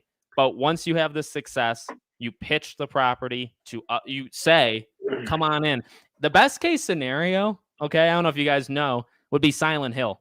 Silent Hill, Konami, just started taking applications, and they're making like 7 Silent Hill games all at once. Because they opened the post office and they said, okay, from this point on, any team around the whole world, send your pitch to make a game. We'll license you out Silent Hill. And now they have like 7. So if the Wizarding World doesn't do that, I give up. Because I don't think they will, I don't will. think they will. I don't know. I don't think they would. I think they're going to make a boatload of money and say, well, how do we make more money? Well, we make DLC, we make a sequel. But you know how else we make money is not relying on one studio. DC has made this mistake for 10 years. We need to start licensing. And in fact, I believe James Gunn has kind of hinted that they're going to start doing that with DC. You need to start pitching the idea or having other people pitch it to you. There should be a Wizarding World game out every 2 years, not by Avalanche. By Hogwarts Legacy 2, in that range of like 3 years, we should have 3 games. Maybe a MMO, maybe Quidditch World Cup, a legit Quidditch World Cup game from a different studio. That's what should happen. I don't know why it wouldn't, because it's so easy. Because I think having met the people on this game, I think they really care, mate. I think that they put a lot of time into it. Not to say that you don't think that, but from my point of view, you can go and churn out a Wizarding World game, as you say, every year, but then you also run into the issue where you have kind of like with Assassin's Creed, year on year on year on year, with different studios actually making the game. There's a lot of lost in translation. There's a lot of mechanics which are hoarded by different studios, so then the player loses out. There's a lot of different The issue is Assassin's Creed is they're building off of Assassin's Creed. So I'm not saying have a different studio make. Basically, don't do what WB Montreal and Rocksteady don't do Asylum City, then have another studio make a third game to give you enough time to make Night. I'm saying there should be a team that specializes in multiplayer and they make a Quidditch World Cup game. Then you go to Telltale and you say, hey, do you think you can make a Wizarding World episodic game for us? We love Wolf Among Us. We love Walking Dead. Can you do Wizarding World? So now you have all these different genres. It's not your pyramid at the top is an open world RPG, Avalanche. They're your beacon. They're literally the thing that started the movement. But then you say, hey, Telltale, hey, this studio, can you do something? I don't know if I'd like that, man. I just don't. I guarantee I guarantee you they'll. I would assume they do it. I really do. Sure. We'll have to wait and see. It's really interesting points you make. It makes sense from a business point of view. But I think one of the reasons why this is already sold like crazy is because of the actual team behind that's where they'll run into issues. I agree with that. I think they'll try it and they'll realize a big part of this game is the love and the care and the community. Can you ever find another studio that's this transparent with fans ever again? Can you even do this again for Hogwarts Legacy 2, or is it just going to feel redundant? Like those are going to be because then say they do a Quidditch World Cup and it's a multiplayer only game. Well, now you have questions about like microtransactions and like predatory stuff. So it's not always going to be smooth sailing like it is for an open world RPG. I guarantee you they may look at a multiplayer thing and say, can we do a live service? We love live service games. Can we do a live service Wizarding World game? I think the higher up that just hand these things out are disconnected enough where they will miss out that the connection between these studios and us is like the most important thing. I think they'll miss that step and say, Wizarding World is back. You know what I mean? That's what they'll do, I think. Do you know what? I won't say who, but I will say that when I was down speaking to the developers, I asked them about a second game. I was pretty cheeky. I was like, so, second game, tell me about it. Yeah. What's going on? I was really a little bit bold in certain areas, politely, of course, but and of course, none of them told me anything. Like swear on my absolute life there. So that's why I don't believe anything's coming anytime soon. But what I would say is that there's a few people who I did speak to when I asked about this, who did say to me that if everything goes well, kind of think about this game as Star Wars, Jedi, right? And think about Hogwarts Legacy 2 as Star Wars Jedi Survivor. So you've got Jedi Fallen Order, first game. Let's test it. Let's see if it works. Let's see if people like it. And then we go for Star Wars Jedi Survivor, which is coming out next month, March 3rd. 17. That is obviously that's them.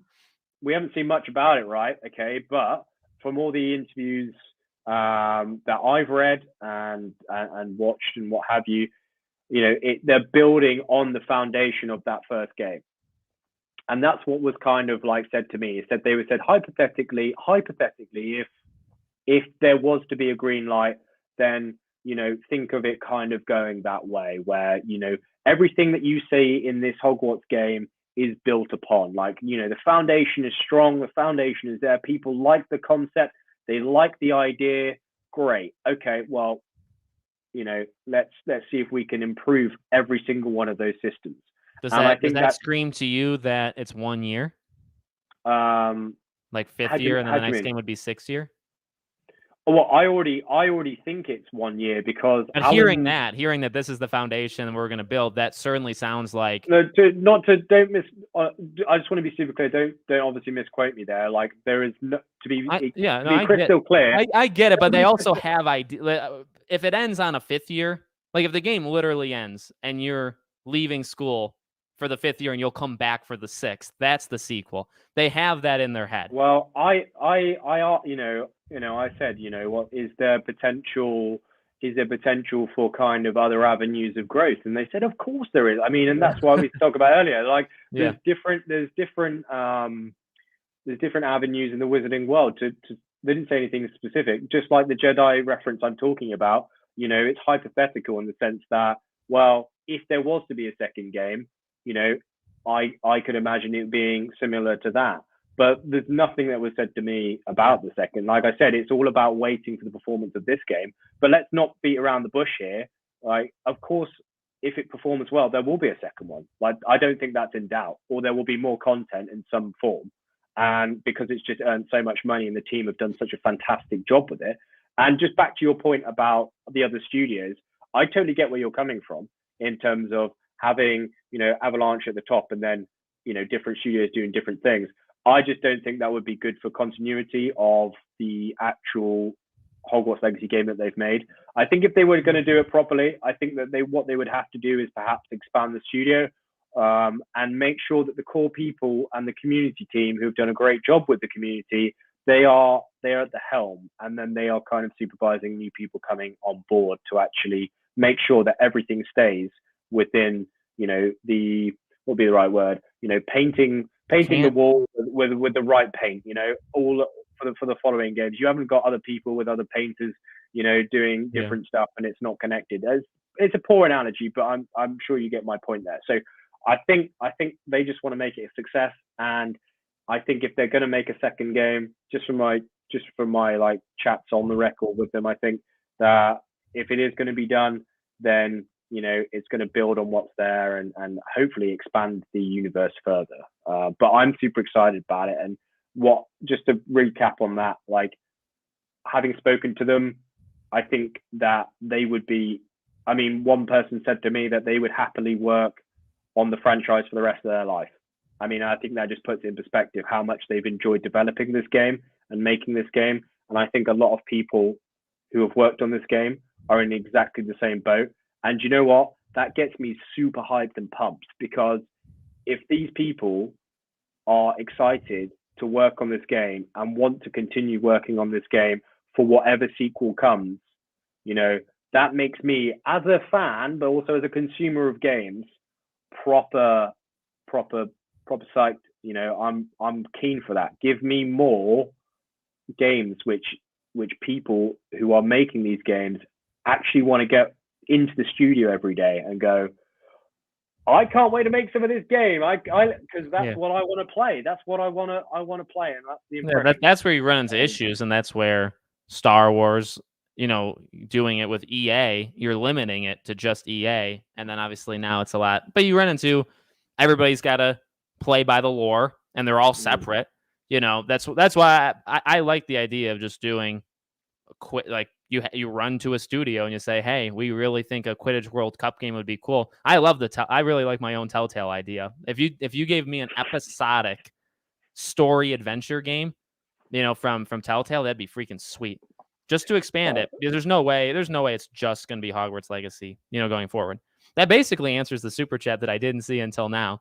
We're talking about, do we want an entirely new game? So, hold on, just to be clear, no one said anything to me about second game. Nothing is being confirmed. Like, I want to be really crystal clear on that. Nobody will make videos off this. Don't worry. No, I know. It's not about that. It's not. You know, it's just I want to be clear with everyone. Like, that's not on the cards. That's not what was said to me. You know, people who work on the game were just like, yeah, I want to work on this franchise for the rest of my life, if possible, because I love it so much.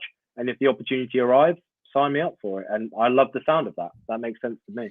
Well, speaking to the super chat, this is not a game I think that would get like say yearly expansions. Those really MMOs are the one, you know, an open world RPG. You can only do expand. I mean, you can do something like Assassin's Creed, but if you're looking at like Star Wars: The Old Republic, where it gets an update after 10 years, it just every year or two you had a story expansion pack.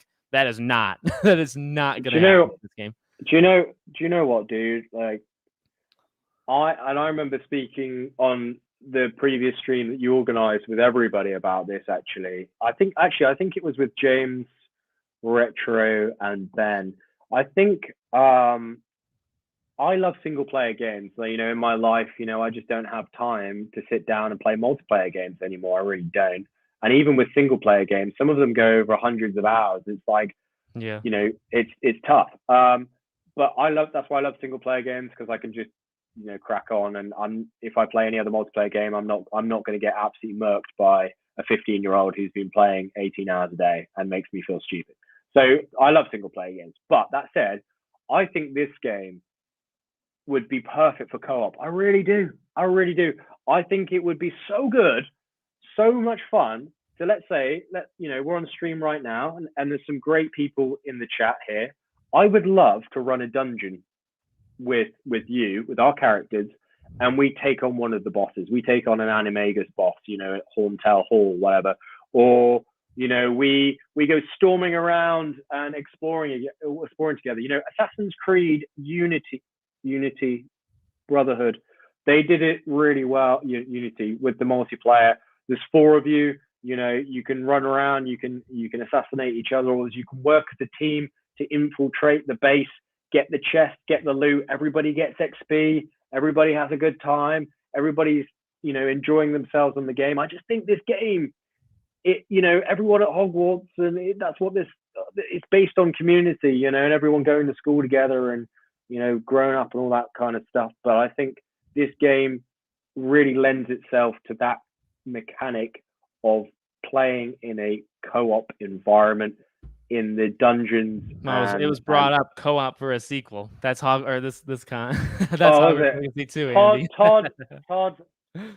Again, if that does happen, you're That'd be sweet. You're gonna have to take my money, because I want to be on stream. I want to be playing with my friends. I want to be running some dungeons and defeating some dark wizards and getting some cool armor and stuff, and then on the microphone, on the headset, having a laugh, stupid things are getting one-shotted by a mountain troll. It's just these things that it's going to be great in a single player.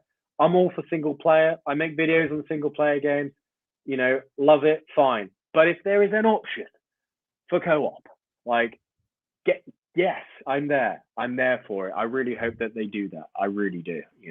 That's not saying multiplayer, by the way.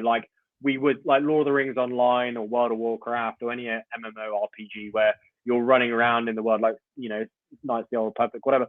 No, I don't think I think the idea of that in the Wizarding World game would be sick, but I just don't think that taking that massive step would be wise. I think a co-op, keeping it 4-6 groups of people max to then go and do certain things would be perfect for this game, in my opinion. That's my opinion. Yeah, I think to Horizon, because Horizon, the story has always been they wanted co-op, 2 players for Horizon 1. They pitched it. They wanted to do it. They didn't do it. Yeah. Then they went back and said for the sequel, we want to do it. We're not going to do it. Now the rumor, which will happen, the rumor is there's another studio separate from them, or a different team separate from the Guerrilla team that makes Horizon, that's going to literally just make the same kind of thing, Horizon open world, but you'll be able to play co-op. So I wonder, again, even with Hogwarts, you kind of have an option when you go into a sequel. You say, can Avalanche inject is one of the new, you have to have new features, right? Can one of the new features of Hogwarts Legacy 2 be co-op? Maybe they pitch it, and then again, maybe it's kind of cycle through the businesses, the big wigs, and they say, well, maybe we like the idea, but maybe we can't make it work for Hogwarts Legacy 2. Let's find a different studio somewhere on planet Earth, and let's do a co-op, a literal co-op game. I think that'd be, again, that's you got to have something multiplayer, Wizarding World after this game, whether it's injected into 2 or it's a Quidditch World Cup game or something. I can't imagine they see. I can't imagine they don't see. Keep going. I'm listening. I'm just going to pop to the loo though, because I drank way too much water.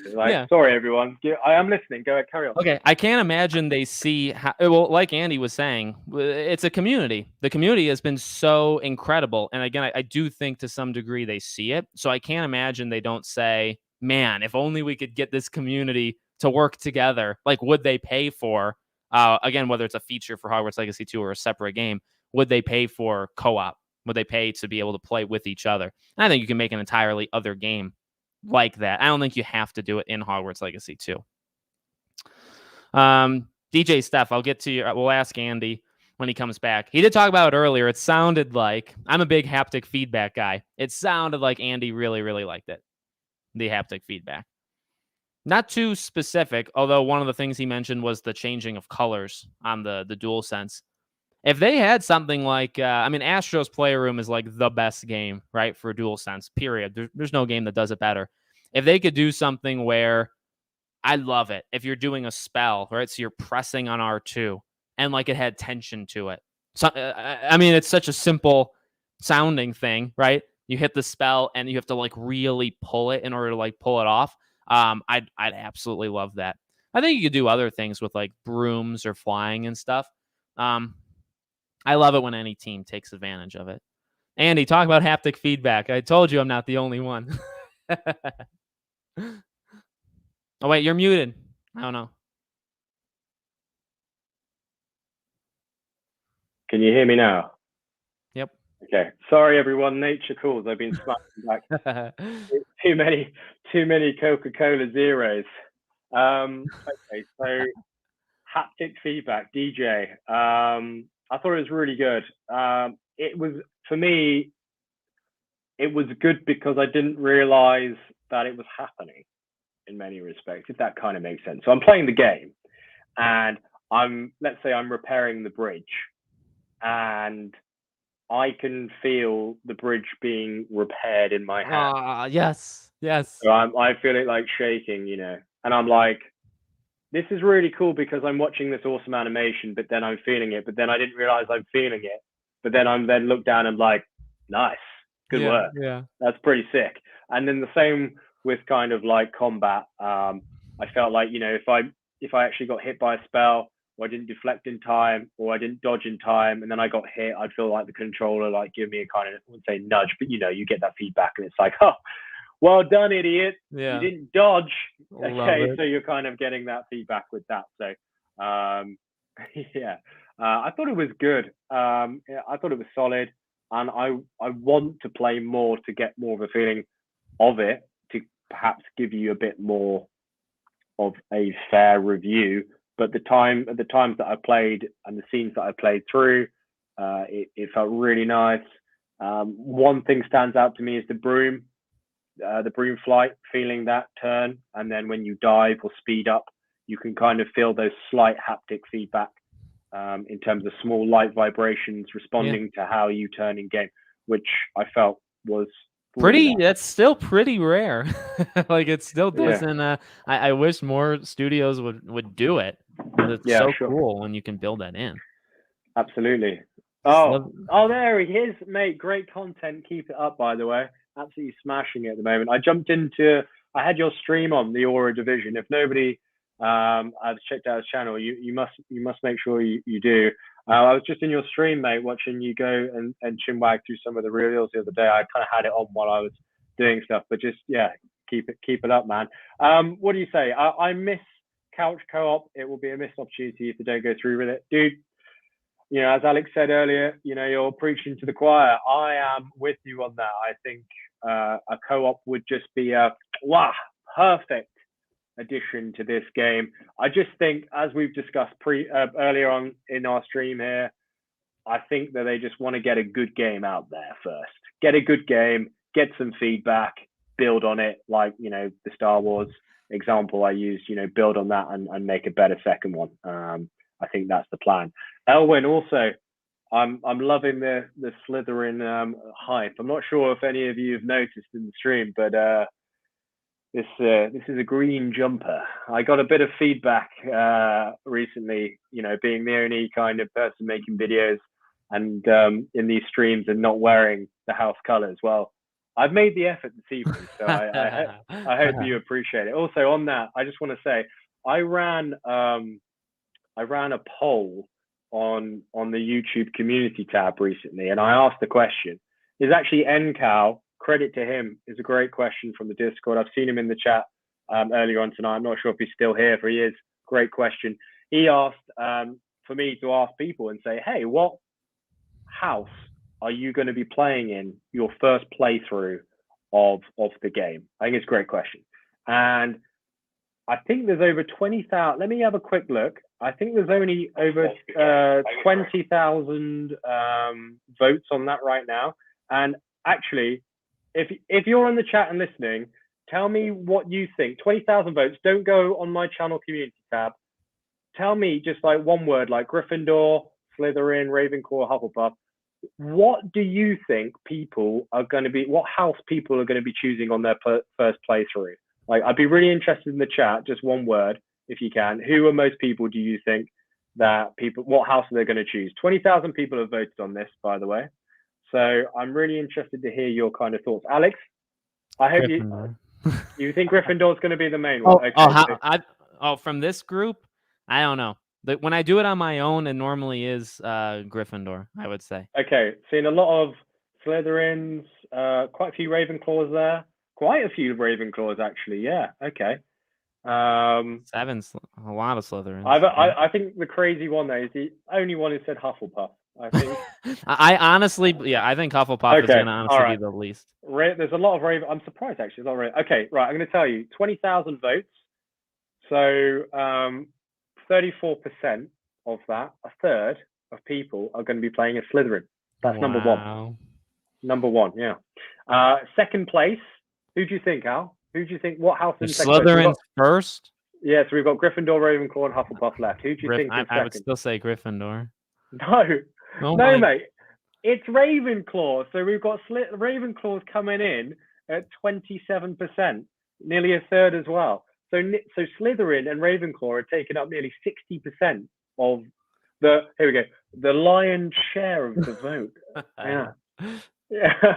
I'm here till Sunday. Okay, so I think in that regard, what else do we have here? Yeah, Gryffindor in at 24%, and then Hufflepuff coming in at 16%. So you've got Slytherin, 20,000 people, 34%. Gryffindor, Ravenclaw, second place, 27%. Gryffindor third, 24%. Hufflepuff with a 16% in fourth place there. So Slytherin, Ravenclaw, Gryffindor, and Hufflepuff. That is what most people would be playing in that order out of this 20,000 pool. And I really hope they say Mass Effect is kind of really well known for doing it, and I love it when they do you ever seen Mass Effect when they do the what would you call it? Some sort of flyer. It's this really nice graphic. It's sometimes we see it in like and they'll say 80% of people did this with Garrus or Tali or whatever. I really hope, and I think this is such an easy game to do it. Give it 3-4 days, then post on Twitter. 42% of all players chose Slytherin as their first go. I really want them to do it, and I would, I guess, be bold to say Slytherin will probably be number one for the simple fact of evil. People gravitate to that. They do. They do. Yeah, for sure. I think I'll have to put this on Twitter. I think it's quite interesting, actually. Yeah. I wouldn't have put 34%. That is over a third. I think the Ravenclaw is the anomaly. I think that's I don't think that's a lot of people. That's a lot of people who are going to be choosing Ravenclaw as as their house to start with. That's super interesting as well. Elwin, thank you for the kind words. Elwin says, as the only Slytherin creator, we're happy to have you represent us. Slytherin pride. Good, absolutely. Got work there, Elwin. Nice avatar, but are these the new AI avatars that are going around? I need to kind of get one. Yeah, everybody's using them. I need to get if someone can make one for me, that would be awesome. Or a division. Oh, well, you're very kind. Thank you, mate. I need to get. I'd love to. Yes, count me in. Difficult Broom. So you say that a lot of creators expressed concern at how difficult Broom or combat was. What's your take on it?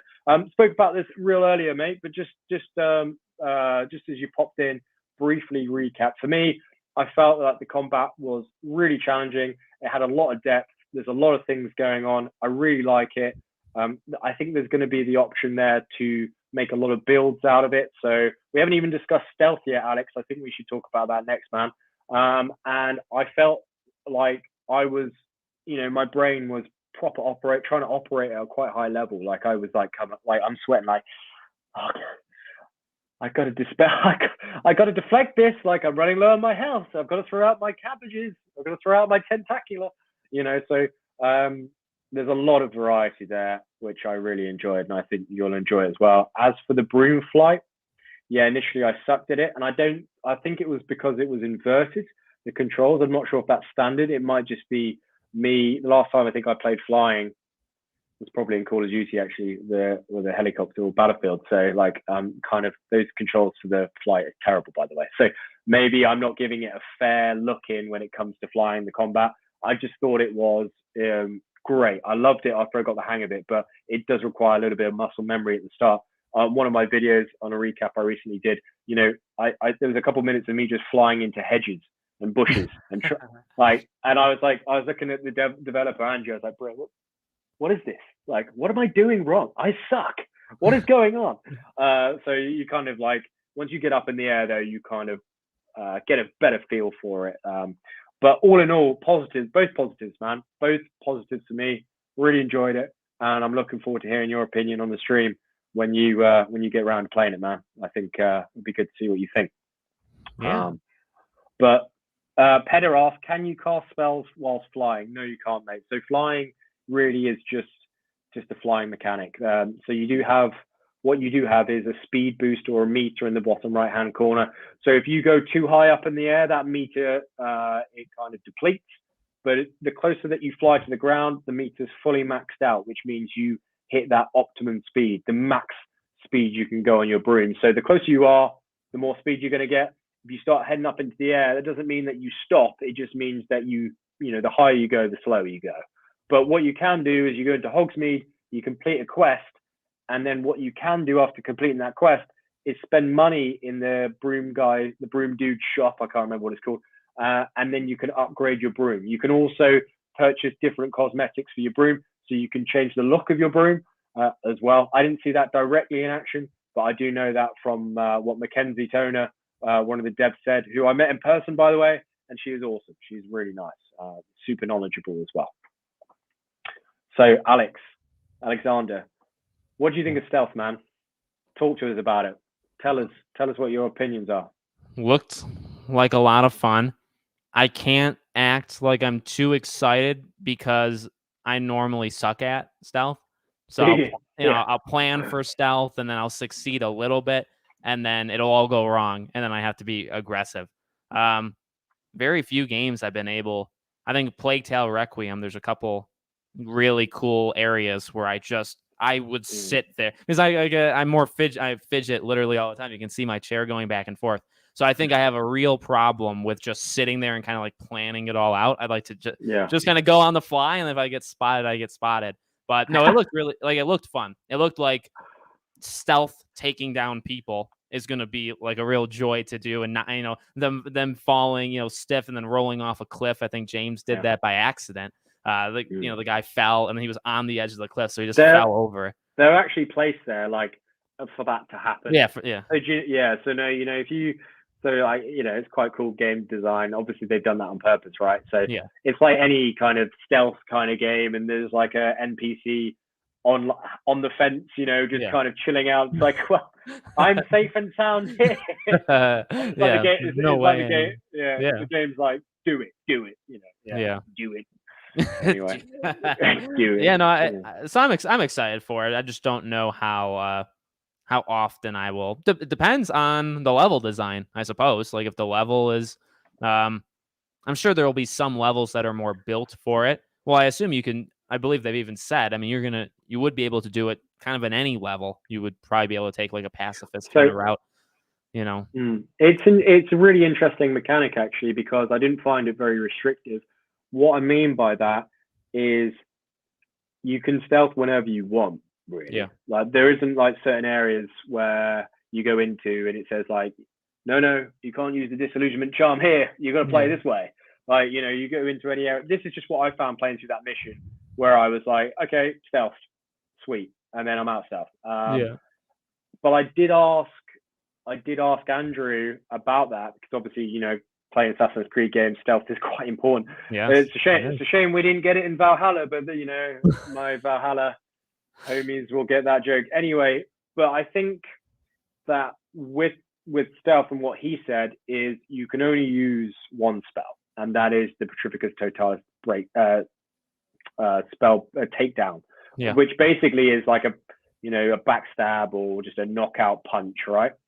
And when you cast this body binding curse, the enemy's knocked out of the game, so they don't then I know you saw clips of rolling off the cliff, right? But if you were to just do it to a guy standing in, in the middle of the room, he doesn't then get up after 30 seconds after the spell wears off and goes, God, who the hell did that? Yeah. That doesn't happen. As soon as you creep up on someone, get close enough, cast a spell, they're out of the game. They're gone. That's you terminating and getting rid of that NPC. They like fade away into dust after like 10, 20 seconds, 30 seconds. I can't exactly remember where. So they're not going to get up and then just kind of like, like Metal Gear Solid with the exclamation mark, like, what the hell? It's not going to happen. It's not going to happen. So you only get one spell, but that doesn't mean that you can't cast other spells while you're in combat. In actual fact, you can. You can stealth up to someone, and then let's say I was about to ask you. Yeah, I mean, what's stopping you from sneaking up, letting go of stealth, blasting a spell, running away, going back into stealth? So I didn't try that exactly because the level that we played, there wasn't, let's say, individual enemies apart from one guy where you could do that to. But while you're in stealth, you can, let's say, get close enough to cast a spell. But when I did that twice and cast, let's say, I think I cast a Crucio spell, and then maybe was it Stupefy to test it out. You then come out of combat from that. Like you have like a 2 or 3 second pause, and then you're kind of like out of combat. It like knocks you out of stealth. Like your chance. So you become undisillusioned, but that doesn't then mean if there's no other enemies in the vicinity, you can then just go disillusion charm again. But that's what I experienced. And from what Andrew told me about only using one spell in combat, that is my understanding. That it is only one takedown spell, but it doesn't mean that you can't use other spells in combat, but it's just going to kick you out of stealth. But if there's nobody else that spots you around that area, you can re-stealth again.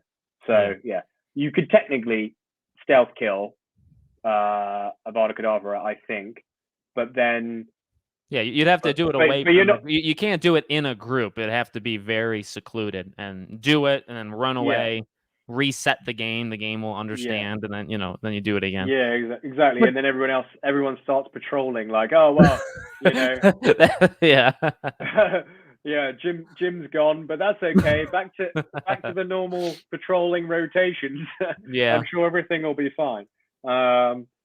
Felipe, I think the Last of Us Part 2 is maybe the only game that's done that kind of stuff well, where they'll call out people's names, like Jane just died, and like they actually are mad at you that you killed their man. I see that's not something I ever expect, because literally I can only think of Naughty Dog who has done it.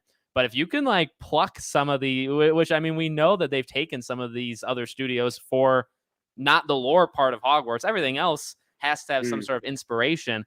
Man, just pluck a couple of these things in the second game. Sorry to keep going back to that, but like sure. I love that. And I mean, that's in every game. Jim is dead, but we're gonna it's fine. It's okay. We'll get a new Jim. So exactly. Yeah, we'll just get another one. He's all good. He's fine. This one's interesting. If you've do you know if we'll be able to have multiple companions? That's a really good question, mate. And I'm pretty gutted at myself for not asking it. So the honest answer is I don't know right now, because I asked a lot of questions. I tried to remember as much as I could. It's one of those mechanics that I've spoken about a lot in videos, because I think personally we will. I think that we will have maybe 2-3 companions that we can take with us, to be honest. And the reason I say that is because we've got a lot of companions that have been posted out, and they all have different or specific traits that can be applied or applicable to certain mechanics in the game. And I'll give you an example. I believe one of the Ravenclaw students, I can't remember his name, but he's described as being really gregarious, not very great. He's a Ravenclaw, and he's not very great at studying or whatever. It's quite a contrast to house he's in, I believe. Words to that effect anyway. But he does say he's a little bit rowdy or something. I may be saying that wrong, but my understanding is that he would be good in combat, right? And there's another Ravenclaw student, Amit Thakkar, I believe, who's really good at kind of like history or writing. So potentially he could be really good at perhaps identifying hidden secrets or translating them so we're able to get through. So I think if we have these different companions which have different skills, and then you take them along with you, I think if you're going through the side quests with them, or if you're exploring with them, they will give you positives. They will give you benefits to unlocking certain features in the game that you wouldn't normally have. So I think that's the mechanic at play here. As for my experience of playing with Poppy and her side quests going forward, I'll be honest with you, I really noticed her. And I don't know if that was because I was focused on other things, because there's a lot going on in gameplay. And for those of you who've just joined in on stream, you go from kind of like walking around Hogwarts, petting cats and jumping and flying around, to like 20 levels into the game, 10 hours in, and they're just like, have fun, enjoy yourself. So you're just kind of like, oh, what am I doing here? Like, oh my God, so I wasn't really necessarily being like, what's Poppy up to? The only time that I mentally can remember like acknowledging Poppy in a fight was when I turned around and there was like one dude left, like one poacher left. And he like had Poppy up in the air and he was just bouncing her around. And I was like, what are you doing? Like, you're supposed to be helping here. Come on. Just distracting him. Well, that's it. Exactly, Al. So basically, a great distraction, I think. But there wasn't anything on the screen, as you've probably all seen, right? Which is like, where's Poppy's health meter? Or like, Poppy needs to be revived. Or Poppy's been knocked down. Like, you're not like rushing over and like doing a medic as you would with other companions. It'd be like, come on, get yourself up. Here's a cauldron cake. You're all right. What do you think? Do you think they can get downed? I never really thought about it. No, I don't think so. I didn't see any mechanic like that. And when I was in combat, and I knew Poppy was in combat, but there wasn't anything to alert me that she's in trouble. I think she yelled out a few times. Like, that's a little odd. That's a little odd. Like, yeah, sure. So I get referencing Assassin's Creed Valhalla because it's the most recent AAA RPG that I can think of with this mechanic in there. Joms Vikings, which are people that you can hire and then you go raiding with. If they take enough, and you can upgrade them, they take enough damage, they hit the deck, they're on one knee and they're just like, oh my God, Eivor, please revive me, please. And you have to you spend a ration which is quite valuable in that mechanic to then help them get back up to full health. I didn't notice anything. And there's about a dozen different enemies in that battle. So I think they're just like, they complement you. Yeah. And they act as a distraction. And I think that different companions that you bring along with you are going to do certain stuff. And there's going to be a reason why you want them along. But they're not going to be like, well, Poppy's just been Avada Kedavra, so I guess this side quest. It's not Fire Emblem. It's like, That's Fire exactly. Emblem. And you're not like, you're not pouring Phoenix tears on her to like heal her up or anything. Like she's not knocked out. Well, speaking of that, I want to ask you, I think somebody asked me earlier, because I know I've been a pretty big, I've wanted to know, and it kind of does worry me. You mentioned the combat. We're safe on, that it is difficult. It's got layers. How did people react? Because in the gameplay showcase, it wasn't good. I was going to say fantastic. I wouldn't even say it was good. From my eyes, it looked like it was fixed. It looked like whatever I was complaining about before. It seemed like in any gameplay in the Dragon Pit, whatever, enemies are very active. They're constantly firing. But you just mentioned Poppy. So what's your general feel? Do they feel like, is it more Assassin's Creed 1, or is it more there is things, everybody is moving and doing stuff? It's a good question, man. I think it comes back down to how the combat has been designed for different enemies. So we spoke about it earlier, where you have a lot of dark wizards who are, of course, going to be pinging loads of spells at you. So there's your range enemies, right? You've got a big boss flying around. He's an animagus, and he's transformed into a wolf, and can conduct specific special spells, which causes you issues. So that's something else to be aware of. And also that then ticks off the melee kind of enemy that comes into your kind of close quarters range. You've also then got your goblins as well. And for the majority of them, that I saw are also melee based. And there's a reason why, in my opinion, that throughout going through this level, there's that variety on pretty much every single enemy, because rarely did I come across just dark wizards. I'm sure it's going to happen, right?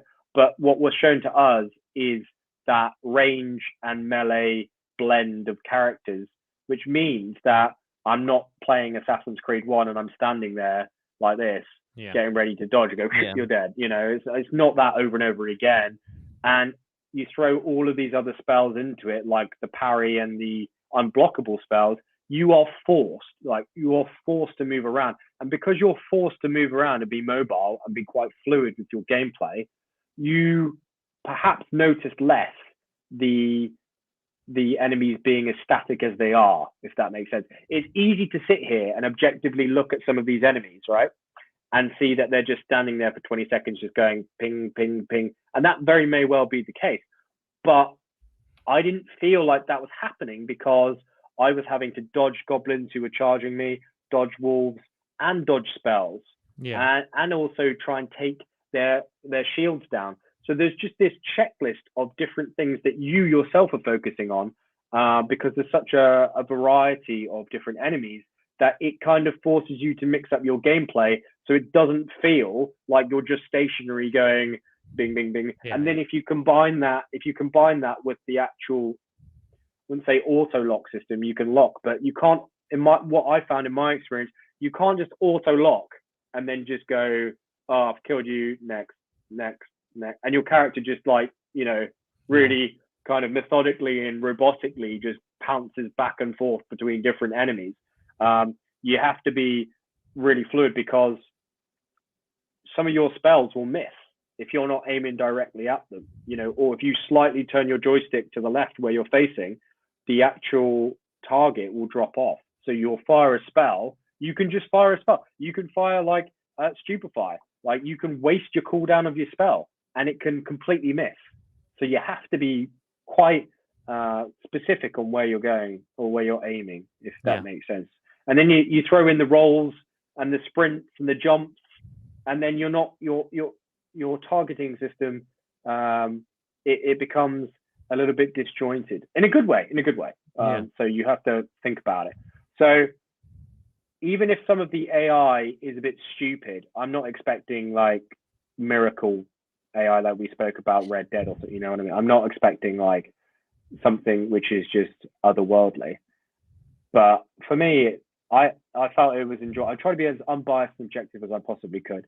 The small time I had playing combat, I enjoyed it. And I played these games and I thought it was fun. And I thought it was fresh and new. I can't remember the last time where I was casting spells like that, like in that kind of genre of game. And I thought that felt really fresh to me, to be honest. Yeah. So yeah. Well, any time a game can feel somewhat, I keep bringing up that hi-fi rush. It's just, it feels new. Like it feels fun. So anytime a game can just feel a little off the norm, like to me, that's a positive. It's like, oh, I've never dealt with something quite like this before.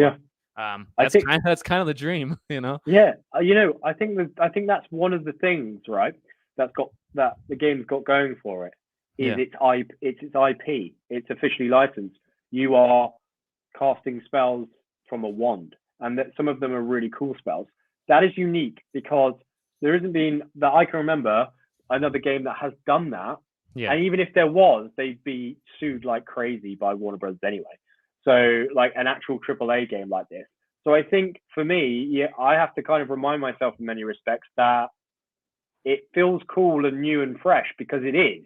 Yeah. And it's not something that I guess we've necessarily experienced in a AAA game. Of course, we're going to experience things in this game which is being taken from other games and influences from that, right? But what I'm saying is, like, actually standing there and casting spells and stuff, like, that's not something that we've done that I can in the last decade. If you go back to the old Harry Potter games, I mean, come on, it's. I'm not even counting that. Like, I'm not even like, because it's not even. I didn't feel okay. Sure, it's comparable in some respects, like, same spells, whatever. But it's not, though. It's not not in this open world setting. It's just not.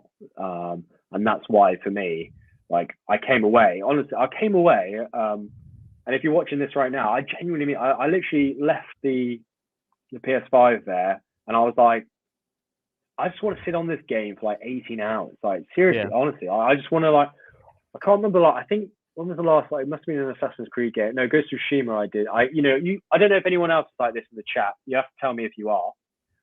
But like if I get really into a single player game or open world and stuff, like I will want to sit there for like honestly the whole day until I'm like, I need a shower because this is getting out of control, Andy. We need to sort ourselves out here. So I felt like I was enjoying the game there. That I just like I want to do that. You know what I mean? James, I just saw you. James in the chat. I just want to say hi, man. It's good to see you. Good to see you in the chat. But yeah, that's how I felt, mate. Yeah. Yeah, and I was gonna say, I mean, when you're that engrossed in a game and you feel, how I look at it, if I'm thinking about the game now, it's easier because of like content creators, and I make like 5,000 videos a day, so I am thinking of lots of different things at all times. But if a game like makes its mark where I'm thinking about it or thinking, if I'm still playing it, I'm saying I want to go back to it right now. Or if you beat the game and you're still thinking about it, like I can't shut up about Hi-Fi Rush. Clearly, it made an impact, right? So if Hogwarts can do that, then it already won. Do you know what? Like I find I didn't want to just like go and just massively hype up this game.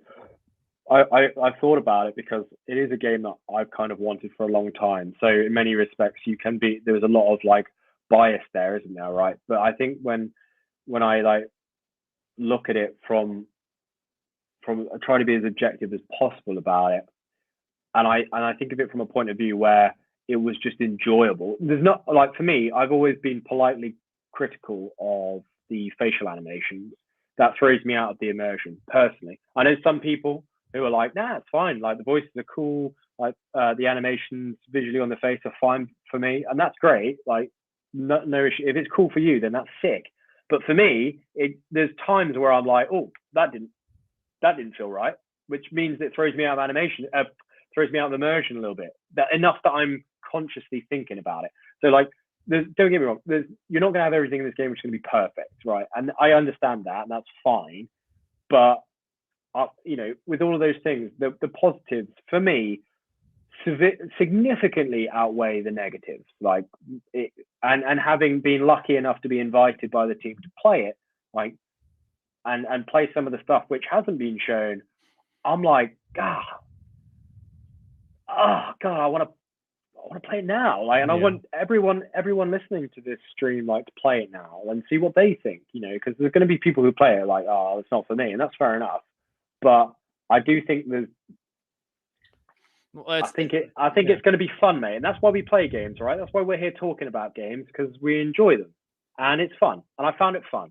And I think that's the main thing. It was a fun game. Well, and as I've talked about, when I can get critical of the game, I've said this 1,000 times, but it's always good to say it one more time. Like, don't go based off somebody else. This goes for the chat. This goes for Andy. There's some people on this platform, for whatever reason, they think they're so special that we have all this control. We're just talking. We're just saying, because Andy or I like it or we don't like a certain part of it does not mean you have to. In fact, if you do because of us, I'd call you weak. I'd say that's a pretty weak to like focus on. You don't. I fully believe. Don't let me say, oh, because I don't like this element of it. Don't let that ruin it for you. Why would that even do that? I've preached that for years now. I just want to make that again clear. But honestly, I think it's kind of important for when the game's about to come out in 2 weeks. Form your own opinions of it. Yeah. I think that's just so. I mean, I'm a big freedom guy. You have the right to, all these different things. I firmly believe that. Don't go based off of others. Make the decision on. You can be kind of sway, whatever. You build off of it, but make the decision on your own, and don't let somebody's criticism of something make you think differently. Otherwise, then, well, I guess you agree with them, or I guess you didn't really think that hard about, what I mean? I guess you didn't really firmly believe yourself. If you say, well, I like how the characters look, and then then you literally say, well, the facial animations aren't that good. If you get super mad and are upset about that, Well, do you believe it as much as you think you do, that the characters are good? Do you believe it because you just got swayed? So that's something I would just throw out. That's not even Hogwarts. Obviously taking a little bit of a tangent, but I just want to make that very clear. That's kind of just a motto of the channel. Make your own decisions. And I'm sure, and a lot of people have, and I'm super I mean, that's literally what this whole movement has been about. We want to play a fun game, a game we've been asking for 20 years, a game that the old Harry Potter games have never succeeded at. We're not going to let other, controversial things get in the way. We want to play the game. And guess what? That's like personal choice. And that's good to have. You should have your own choice. So. Absolutely, mate. It's I think when it comes down to it, like, it is a game, and it's just a game, and it should be enjoyable for you. If you spent your money on it, and you think it looks good, and I don't think any game is. There's going to be unique games to everybody where they think it's the perfect game. And that's awesome, and I hope this game is that for a lot of people. But at the end of the day, if it's fun and enjoyable, and if it's worth the money to you, then it's a great success, in my opinion. And I'm just looking forward to playing more of it. Elwin, thank you. Check your Discord. Elwin said, check your Discord for a simple AI portrait. I will do that. Thank you very much. Awesome. That is very, very cool. I really want to check that out now. Alex, so I think, should we do some quick fire questions? Yeah, I was going to answer that. I want to. This seems like controversial, so I want to just at least read it and see what they're saying. Yeah, as I'm reading this, here's what we'll do here. Okay, as I want to check this out. If you have any quick fire, and by quick fire I mean yes, no questions. So try to do yes, no. If you do a super chat, we'll read it immediately. Otherwise, Andy and I will just go, straight through it. Yes, no questions, please, and we'll wrap it up. For playing devil's advocate here, you have the biggest word, and we haven't built a channel for a voice. When people list and don't agree, maybe it's because they see you as our voice. However, I still fully agree with you. I don't know what you mean. I'm sorry, Spartan. I have no idea what you just said. I'm not sure what you mean, man. I don't know. I'm big into freedom. Okay. Just say what you want, believe what you want. Okay, let's see.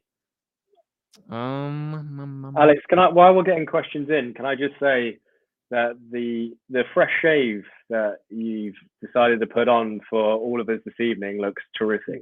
No, thank you. I appreciate it. I'm going to lose a bunch of tomorrow. I'm going to cut my hair, so that's going to be. I hate it. I always hate losing. Because clearly I don't have much left, so I try to preserve as much as possible. Are you going to shave it all off? No, probably God. Which way do I want to go? Probably mate, you got some nice locks on you around the back there. Yeah. You need to get yourself a ponytail, I think, mate. I could have back when I was 13. I had the hair to my back and stuff. Nice. So it was long. Okay. Nice or bad first playthrough? Good. Bad. Okay. We're going evil. I want to see. You shower or sleep in the first 3 days of this game, or playing 24/7? I will take breaks. Absolutely not. Showering and taking breaks for the week. We're finishing this game on day 3. It's going to be done. Yeah. Do you think we can breed, hatch dragons? So dragons. Go on now. You go. I think yes.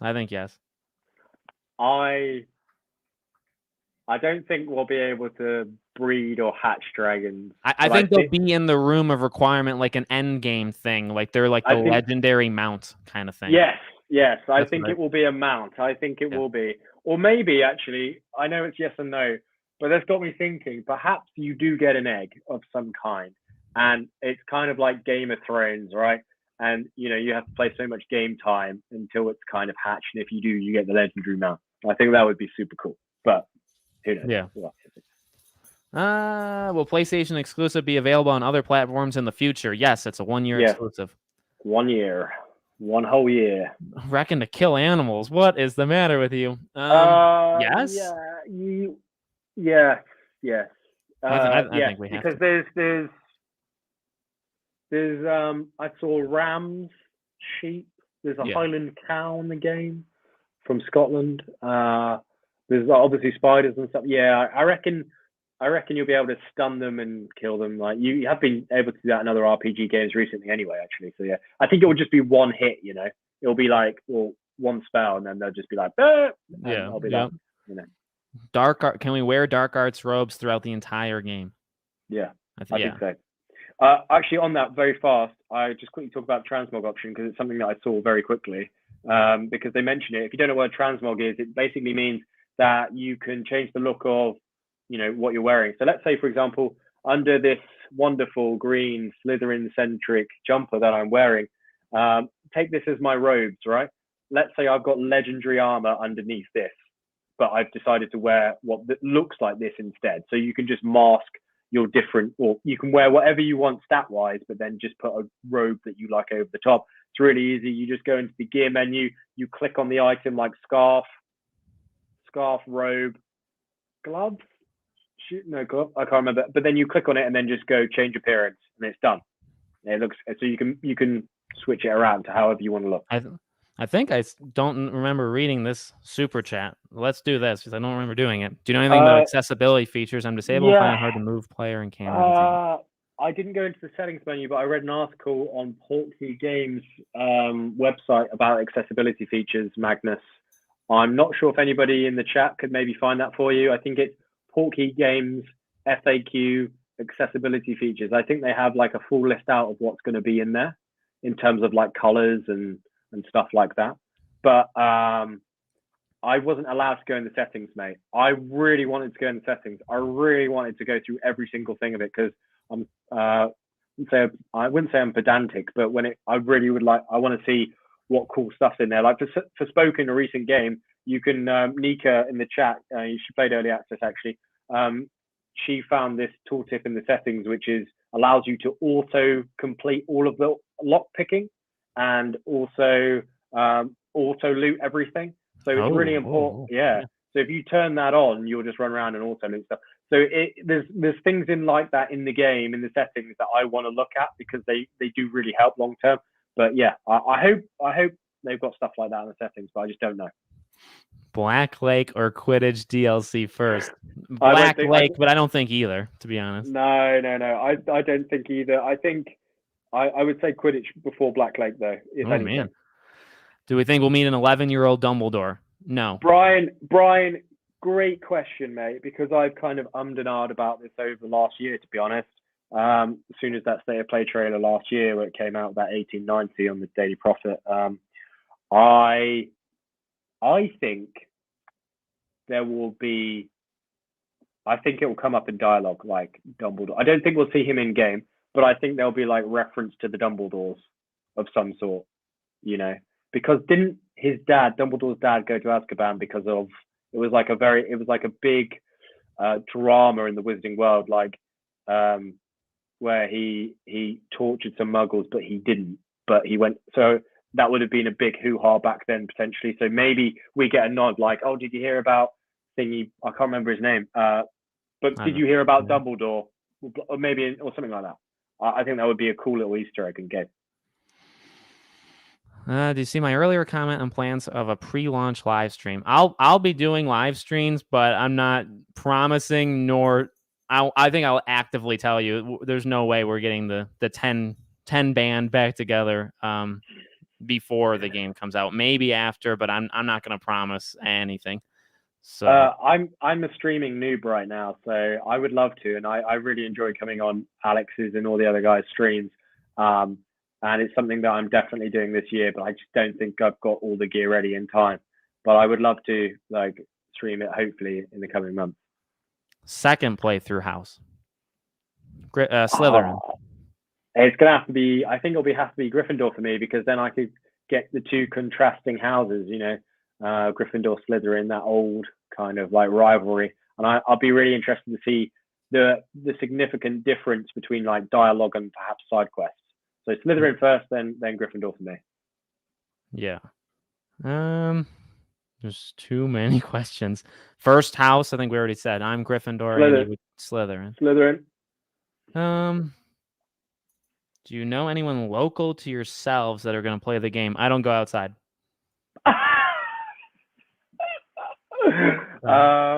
My wife, she's over there. That's as far. Local. No,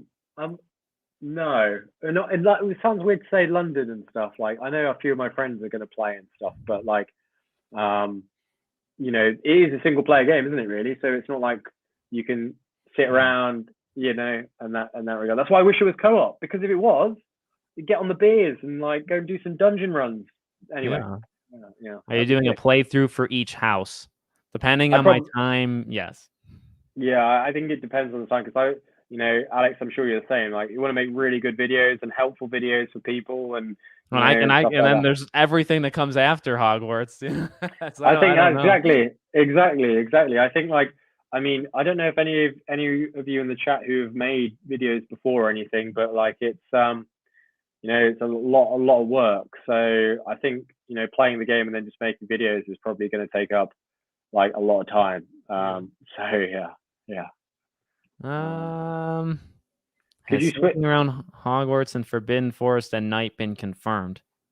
I think you can. Yeah, it's not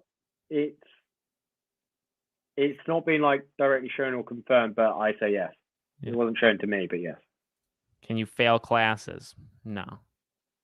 So real quickly, the main classes of the game, that you will go to classes within the main narrative. They're unavoidable, but you will be able to partake in some side quests, side classes, which are optional, which will appear on your map, and you will learn more about those professors, and you'll learn extra spells and perhaps some extra info, which may help or alter the story later on in the game.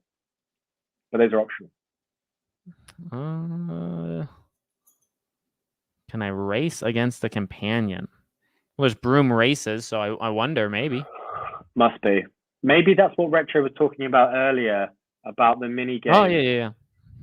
On the Quidditch pitch, because it makes sense, right? We've seen loads of it. We had in Gotham Knights as well, when you had to race through the different I reckon and also in the old Harry Potter games, you used to be able to have to fly through different rings in certain times. So definitely. My wife has a question from off camera. Oh yeah. Because I didn't even look, I guess, hard enough. Did you purposely try to ride your broom into obstacle? What happens if you hit something? I don't even know. I didn't even see it. That's a great question, Mrs. Podcast now. Basically, you just bump off it. You're kind of like flying around, and you're just like, oh no, bink, kind of off. Because like I was flying like constantly through bushes because I couldn't get the inversion controls. So it was just like, just me just going ding, until I was like, oh right, I gotta press down on the joystick. Oh, I'm up in the air. Yeah. So, yeah. Wow. Do you think AK is going to be more end game content or earlier in the game? I saw that leak. I won't say the leak. I honestly don't know. I hope it. I think it's going to be towards the end game. I don't think like you're going to rock up at Hogwarts and be like, what can I say? I'm a made man and I already know these spells. I just don't think that's going to happen. I think you'll be put in a scenario in the game where it's like, save your life, cast this, save someone else's life. What are you going to do? And maybe if you choose that way, that spell, you'll learn it quicker than others. With Petrificus Totalis being a killing curse, what's the point of AK? Well, it's like it's a permanent elimination spell, I suppose. Yeah. That's a good question. It's a pretty powerful spell for the purposes of this game. It is one of the most, because it's an instant down, an instant kill. Yeah, in a way. So it's very powerful. Knocks them out of the game, mate. Yeah, straight away. Yeah, like they're gone. Like they're done. Like some of my footage, there was like 3 goblins in a row, and I just went Petrificus Totalis, blah blah blah blah, like 3 times. They're all gone. They're all dead. Like very quickly. Like. So, it's possible. That's why I say I think it's kind of a little bit overpowered in many respects, because if you do it correctly, you can just go, take down. That's why it's fun. It is fun. but it could be overpowered. Okay, final two. Here we go. Can you do broom tricks in the air? That's a great question, and I was trying to smash all the controllers when I was doing any sort of movement, and I didn't notice any. And I've also watched all the other people's footage, all the other awesome content creators' footage. I haven't seen any of them do any tricks on it. When you do some quick movements though, or when you slow down the animations, you'll see the broom of the character come up, and then they'll kind of like move their leg to the left a bit, and they'll kind of like hang on the broom, like you know, balancing. So I wouldn't say that's a trick, but there's different animations when you're doing different things. Yeah. And then the last one, can you get knocked off your broom in general? I didn't see that. I hope it's a mechanic, because I wasn't able to go out the Hogwarts grounds. They just didn't allow us to do that. So what you'll notice on the second gameplay preview with Ben, if some of you go back and watch this, when he's on the Hippogriff Mount flying, you do get targeted by enemies on the ground, which means that just because you're in the air, you're not immune to damage. Which is why when I got on the broom, I tried to fly up in the sky and try and dismount to see what would happen if you fall down, or is there a resto momentum spell which like stops you falling to the ground to your death, right? I wanted to see if the developers had kind of made a mechanic like that. You can't dismount manually. So it kind of got me thinking then that they don't want to show this, because I reckon there are enemies who will cast spells and do damage to you in the sky. But what happens if you just hover and allow the enemy to kill you? Like, does the broom just snap? Do you fall to the ground? What's the animation? So Dayton, it's a great question, man. The honest answer is I don't know, but I'm super interested to find out. Nice. All right. Well, we could go on forever, but we'll just the questions will never end. Well, is there anything well, obviously, I guess for the group, this is not surprising if you haven't subscribed to Andy yet. His link's in the description. The @ symbol take you right to his channel. Great guy. Andy, is there anything you want to say before I say our final goodbyes?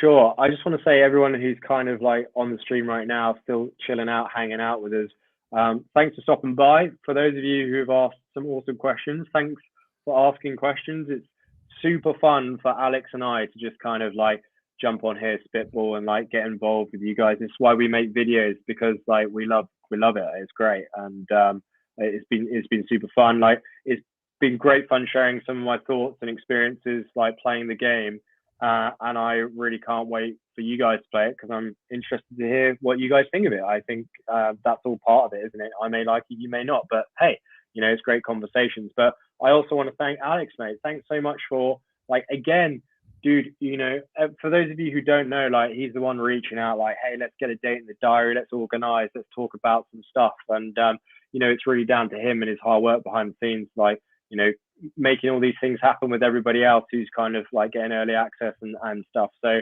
cheers again, man. I really appreciate it. It's been a pleasure. It's always a pleasure. It's never a chore, as I like to say, and I'm looking forward to the next one, my friend. Yeah, for sure. Well, thank you so much for joining me. You're a hot commodity, being one of the more popular preview people that got it. But no, thank you all so much for watching. Thanks to Andy for being on. There will be more, and I'm sure we'll try to do something once the game is out. Also, just aside from it too, Troy's locked in, so I will have Troy on a few weeks after the game. So there's stuff coming for sure. And oh boy, what is it? 2 weeks? I didn't even look. 2 weeks today, right? Crazy, man. 2 weeks today if you don't do the deluxe, which there will be a fair amount of people that don't do it. So pretty nuts. Yeah. Pretty nuts. All right, guys. Thank you so much for all the support, the super chats, all that good stuff. We'll see you all on the next one. Ciao, ciao.